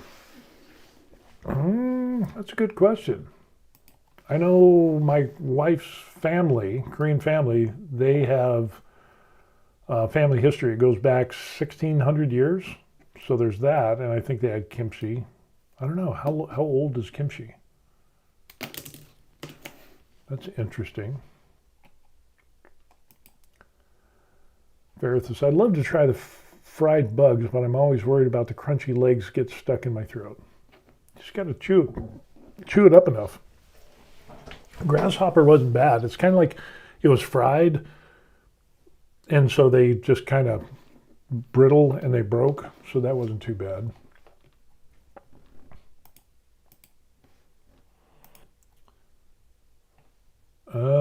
Let me see. We got a somebody's going to try this. Surströmming is a fermented fish put in a very little bit of salt to prevent it from rotting. Mm-hmm. And it is a traditional Swedish cuisine that dates back to the 16th century. It is banned from all airlines, from ever being on any airlines, and it is classed as the most disgusting, foul-smelling food in the entire world. And today, I thought, why not better than for us to try it, because my husband is Swedish. We are in Sweden, and it is a Swedish cuisine, and I honestly think it's going to be absolutely hilarious. I have never tried this. I've never tried it. He's never tried it. What? He's Swedish. I have no idea what it's... How can you be Swedish if you can't, if you haven't had that? That's what I don't get. It's supposed to smell like. It's supposed to be absolutely terrible. I don't really... It's going to open this up. Baby, that's not how you open. I can't. Open it. Baby, no. This is so wrong. No. Well, make sure you don't pop a hole. Yeah, okay, so you go like this and then you squeeze. Oh, with those. Yeah, and when you squeeze, it's gonna... Baby, Here it goes. You're gonna squeeze it. So once you squeeze it, squeeze it. No, don't put it close to me. Are you crazy? Just open it. Oh my god. Yeah. Oh my god. Keep playing with it. Oh my god, it looks so gross. Oh my god, it's so gross. We're gonna die. Okay, it smells. I smell it. I smell it. Oh. The Swedish dude is retching. Oh my god. I smell it. Okay, keep it together. She's not. I'm surprised. You know that when the flight's coming. Oh my god. Oh. Oh, there she goes.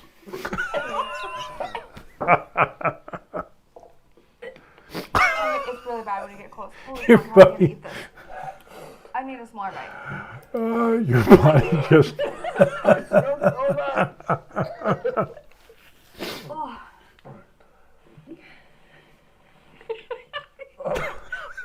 There's no way. Like that and take a bite? You take it out? I don't know. Should we bite the fish like this? It's so good. Oh my god, how do people eat this? Let's just put it to the camera so people can see. It's what either this looks death or. like. This is what we're Yeah, about to eat. it's fish. I get that. It's just I'm so fermented. scared to put this in my mouth. It smells like probably a decaying body, right? Like, I don't know what that would smell like, but I feel like if you were to smell someone that had... Oh no. Oh my god. Well, How eat do it. people eat Oh, this? wait, hold on. Let's see. Come on. Okay. Oh, that smell. Okay. Yeah, wait. I'm so scared. Come on. Do it. Okay. 3, It's a 17-minute 2, video. Good Lord. 1.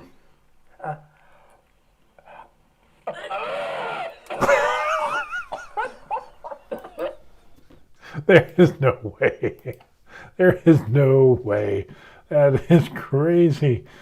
Yeah.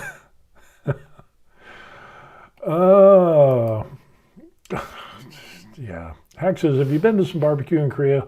You mentioned brisket. Are you one of those crazy American smokehead? I see those Texas platters sometime, and it makes me drool. Yeah, they do have. They have smoked.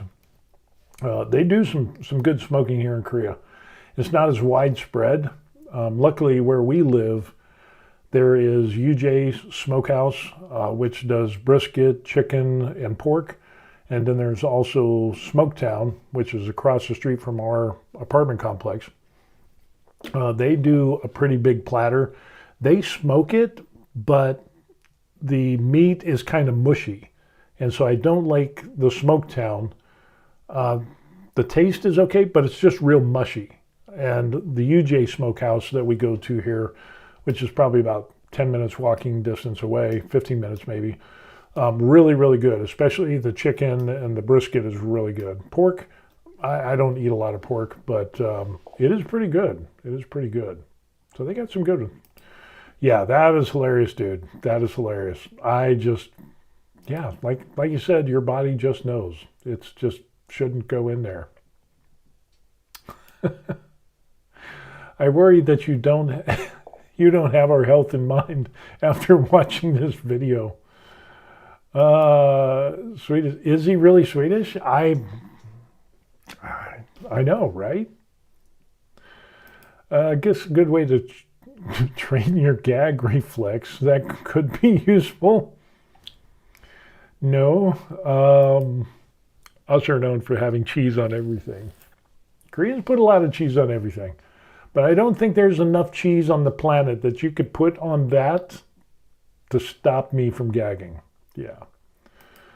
Hack says, talking about meat, I don't like mushy meat. Yeah, that smokehouse place, Smoketown restaurant. I mean, the platter's great. Everything is good.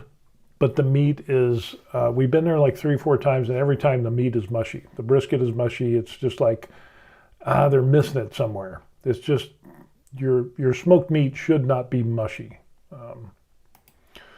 Faritha says, you can never go wrong with cheese. Koreans are putting a lot of stuff with cheese. They're adding a lot of cheese to like everything. It can be they got some good stuff going on, but it's compared to, last time I was assigned to Korea was 2002, and we came back and visited. But in 2002, no cheese on nothing, basically. Now, there's you can get a lot of cheese on everything. So, pretty good, pretty good. Corsair, the pirate says it's overcooked. Yeah, if your meat is mushy, it's overcooked. So they're not paying attention, unfortunately. I think that would, if they could cook, if Smoketown could cook their meats and smoke it the right way and not overcook it, it would be really, really good. Yeah. Yeah, mushy meat is a crime. Cheese balls in Korea are pretty unique. Yeah, cheese balls.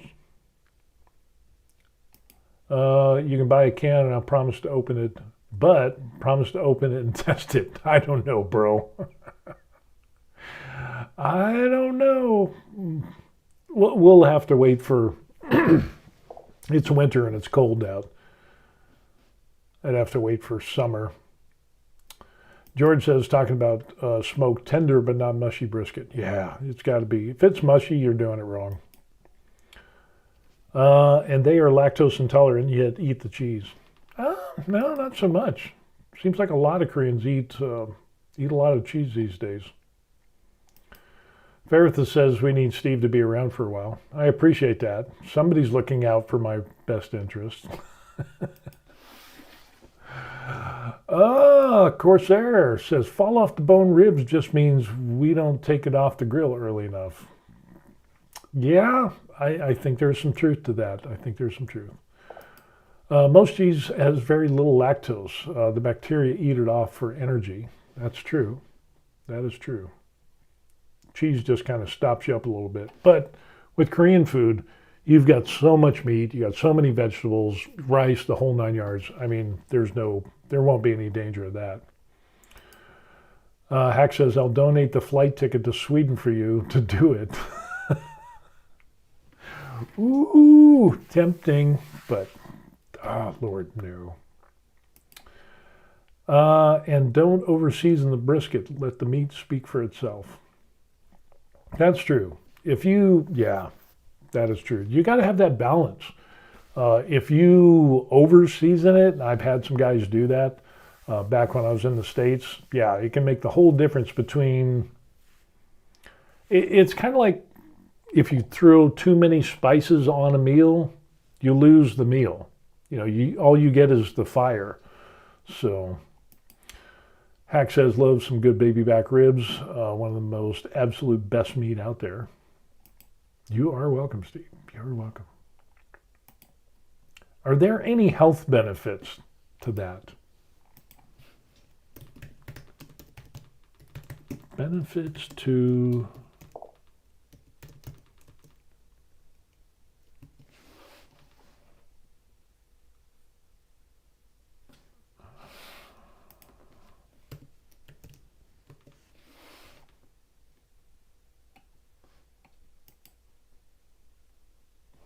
I don't know. I'm looking up the benefits of surströmming, fermented herring, and I can eat herring, just not fermented. Protein, omega-3s, vitamin 3 vitamins, selenium iodine, plus potential gut health benefits with probiotics. But it's extremely high in salt Cardiovascular risks and may contain histamine. It's best consumed occasionally and rinsed to reduce the sodium with its traditional fermentation process. Safety, blah, blah, blah. Okay. High sodium, histamines, heavy metals because it's a Baltic Sea fish. Okay, whatever. Rinse it, pair it with low salt food, potatoes, onions, sour cream. It would have to be a lot of sour cream. Enjoy it as an occasional treat, not a daily staple with the high salt. I'll just stick to non-fermented meat. Back to the comments. Let's see what else.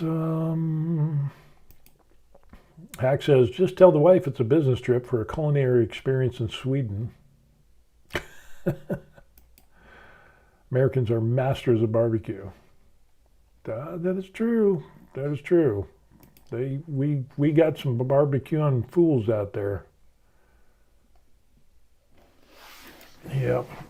I did some smoking of some meats back when we were in the States. So, but I think the best meat that I had and it all depends on how you cook it. It depends on the quality of the meat, was elk. Elk, I've had some outstanding elk in Colorado, and that was incredible. Just really, really good. George says that it's almost a religion here. Oh, yeah. Football, smoking meats, the whole 9 yards. Yeah, it's a thing. You can get in some, people will die over smoked meats here in the United States, not here. But there's a number of restaurants here in Korea where chefs have gone to the United States to learn how to smoke meats, and then they come back and they do it here. And it is amazing. It is amazing. Hack says they haven't mastered beer like Germans or Belgians, but their barbecue and pinball are on top. Yeah. Sweetie says surströmming, potatoes, salad, moonshine, extremely good. So good. Faritha says fancy meats are good, but nothing beats a simple grilled steak on a bun in Germany on a Christmas market. At a Christmas market. Yeah. Like I said, I miss the bratwurst. I miss Oktoberfest. I miss the German foods, the German beer. We used to do that, and that's what I need to look up. I need to look at German restaurant in Korea. Of course, we're probably not going to be close by. We'll pull up the Naver, and we'll see if we can find something that fine or rough cut. The fine I like. German restaurant.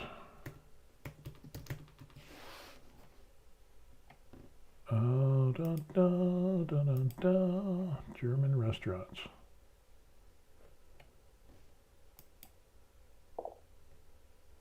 German restaurants? No.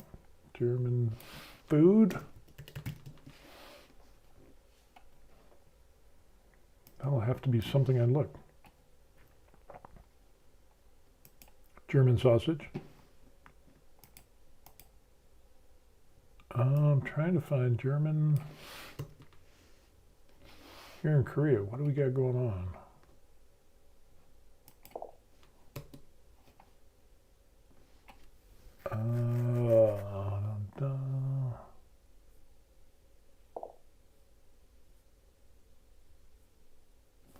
I'm going to have to look that up.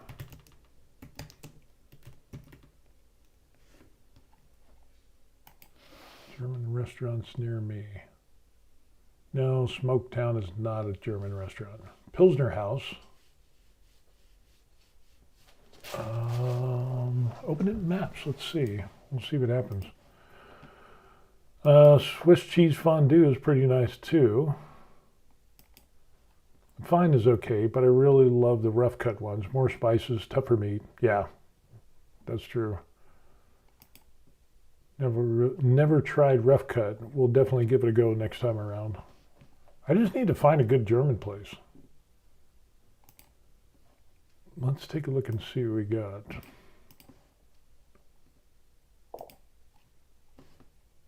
German restaurant in the U.S. always translate to the same Bavarian Oktoberfest thing. Yeah, that's usually the case. Smokedown is... where is it? Smokedown? It's not German. They're playing fast and loose. Bray Republic, that's South African. They do have some sausages, but it's not... I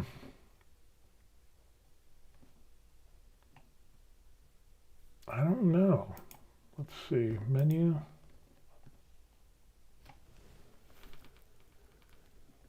Dun, dun, dun, dun, dun. If it's South African, well, yeah, no, I don't see. Yeah, mains meat, bangers, mash, potatoes, pork ribs. I haven't been to this place, but I'm just not getting a good, I don't think so.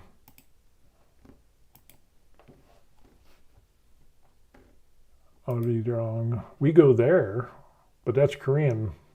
That's a really good restaurant right there. That is really good. That is awesome. Pilsner House. That's a possibility. Pilsner House? Let's take a look at that. Where is that at? Oh, that's in Goduk. That's going to be right there.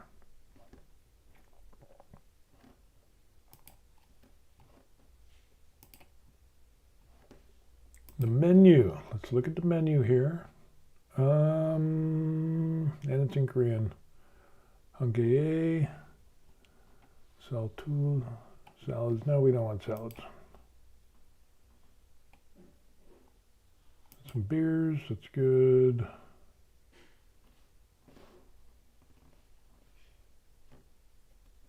Trying to read that. Podak. Suni J. Schnitzel.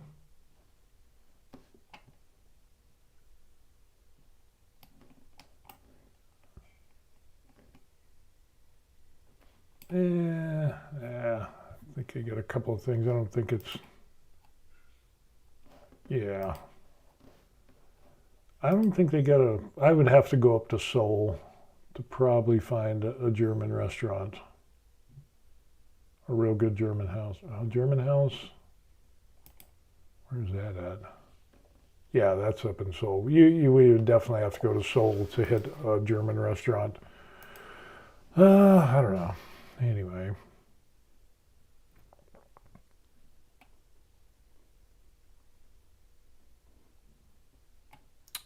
Catch up. German restaurant in the U.S. is always, yeah, we did that.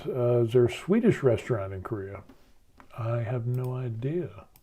Let's plug that in. Swedish restaurant near me.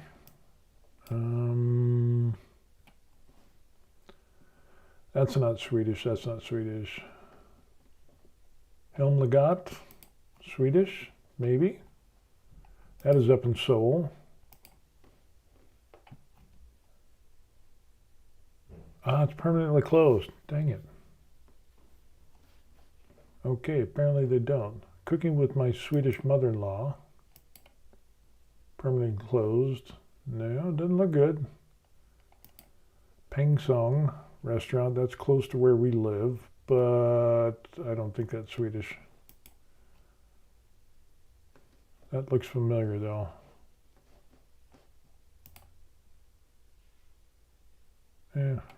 Yeah, I don't think that's the deal. Red Onion, nah, it's not.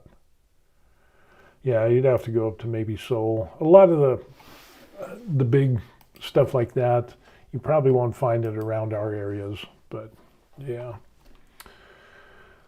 Wild boar sausage was neat, a little gamey, but made great gravy. Itaewon, maybe. I don't know. That'd be a nice trip. Itaewon has changed. Itaewon has so changed because the military left that area. Basically, everything is down where we are at now, and so Itaewon used to be a bunch of bars and GI bars and stuff like that. All that stuff is gone now. Still a cool place to go to, but it's not like it used to be. Helmlegat is Swedish, yeah. But that's permanently closed, unfortunately.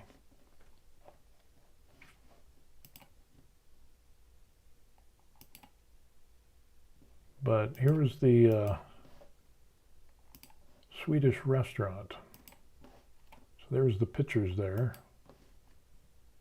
But it's closed. Homemade. Helmlegat means homemade. Cool.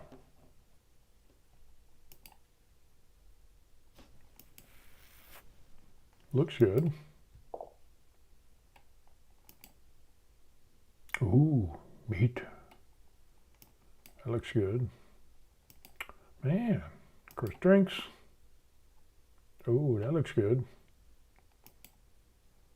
Nice hearty food. Could do that. Meatballs, yep. Oh, breakfast. Fish, I'm assuming. Oh, bread, yeah. That looks kind of good. Now I'm getting hungry. No wonder I'm hungry. We're looking at all this food and it's 10 after 10 here. So, yeah.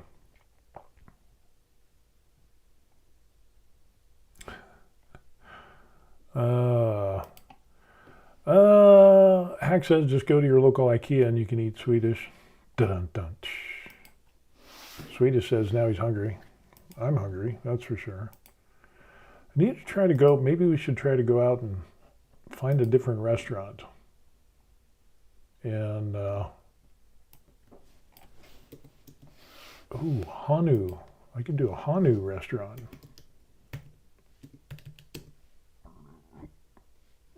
Hanu? No, that's not what I wanted.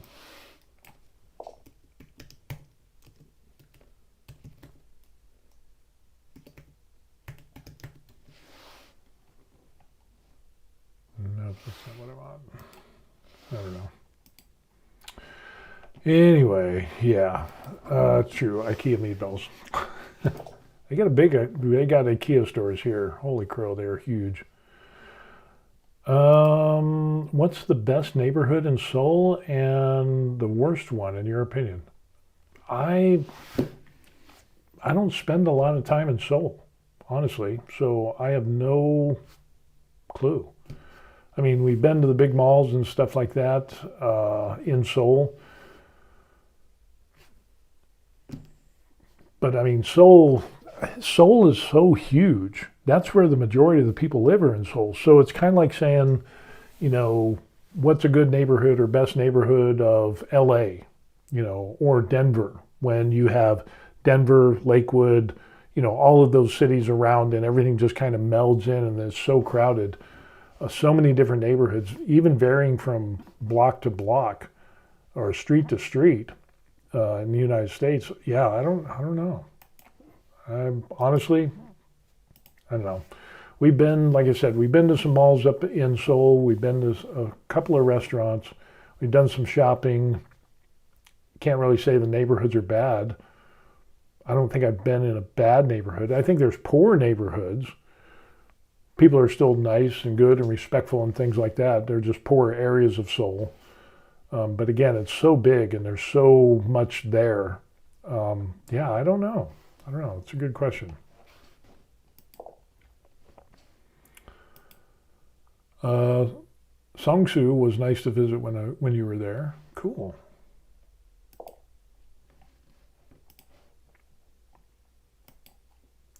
Would I be stared at if I walked the streets when you're 2 meters tall? I get stared at. So yeah, you probably would. But there's a lot of foreigners. If you go to Seoul and you go to, a lot of the popular areas and stuff like that, yeah, there's a lot of foreigners, but you would stand out. Yeah, at 2 meters, you would stand out. I stand out, you would stand out, even more so. And at 275 pounds. Yeah, that would be the deal. Anyway, I think we've done this one to death. It would be an interesting thing. Interesting thing indeed. Yeah, you could sign autographs, stuff like that. Mostly, some places I still have Koreans that will come up to me and that'll say hi and want to practice English or ask me where I'm from and stuff like that. So that still goes on, which is kind of cool. Appreciate that. But for the most part, in the touristy areas or the malls, shopping centers, the big places, you would probably you'd get some second looks. I get second looks, but I get them anyway. Just because I'm not Korean, and then I'm 6'2", wife is 5'2", so 5'3". Yeah, fun stuff. Okay, I think we're going to end up doing now that I'm good and hungry. We're going to go ahead and sign off, and we'll see one last look at our miniature dude to see if the base is crackling at all. And I can see it's drying a little bit. Oh, we're getting a little bit of crackle on there. Look at that. Tiny bit. So hopefully we'll get some good cracks on the center because it's got a lot in the center there. So I was hoping to get some big cracks. So yeah, thinking about making this guy bigger. We'll see how that goes. So we can have this guy and then his big brother. So maybe I'll print that out. So we'll continue to let that dry, and then yeah, good stuff. Yeah, looking nice, coming along. Hopefully keep the fingers crossed. We'll see how that goes. Yeah, that turned out really good. And that was even printed on our Creality K2 Plus at 0.16 layer height, so that turned out good. What do I mean by cracks? There's crackle, and you put it on, it's really liquidy, and then when it dries, it has cracks on it. And we did a model. So like this one here, if you look at the base, you can see how it's cracked. And so hopefully, that's what I'm hoping for on the other one, is that will, crazy, that hopefully all that gray is that crackle. So with the other model, I mixed some black paint with it, and then underneath is some volcanic colors like orange and yellow, some red, and I did some varnish on that to lock in those colors. Put in the crackle, and as that crackle dries, those cracks form. So yeah, it should be pretty interesting. We'll see how that goes. But it's made by Green Stuff World, so it's Crackle. That was a nice live stream. Thank you all. I'm going to go to sleep. All right, you as well. Thank you, Swedish, for showing up. It's always good. Do that stone effect is always amazing. Yeah, some good stuff. There's so many things you can do with miniatures and painting. So much good stuff. Verith says, okay, enjoy your day. Dinner time there. Good seeing you. Take care, everybody. And I think that's what we're going to end up doing. So if anybody's watching, paint, print, have some fun, enjoy life. Life is too short to not have fun. So do it, regardless of whatever your age is. Hell, I'm going to be 60 this year, and I'm going to enjoy this 3D printing stuff. Just don't force the small hole. Yes, don't. We had the explosion. Swedish says he liked the stream. Appreciate that. Everybody else, if you do so as well. And if you haven't, subscribe to the channel because that would really help out as well. For those people that are wondering, if you want to get in contact with me, you can do that here. There's my email address. And yeah, have a good one. Definitely hack. Definitely will.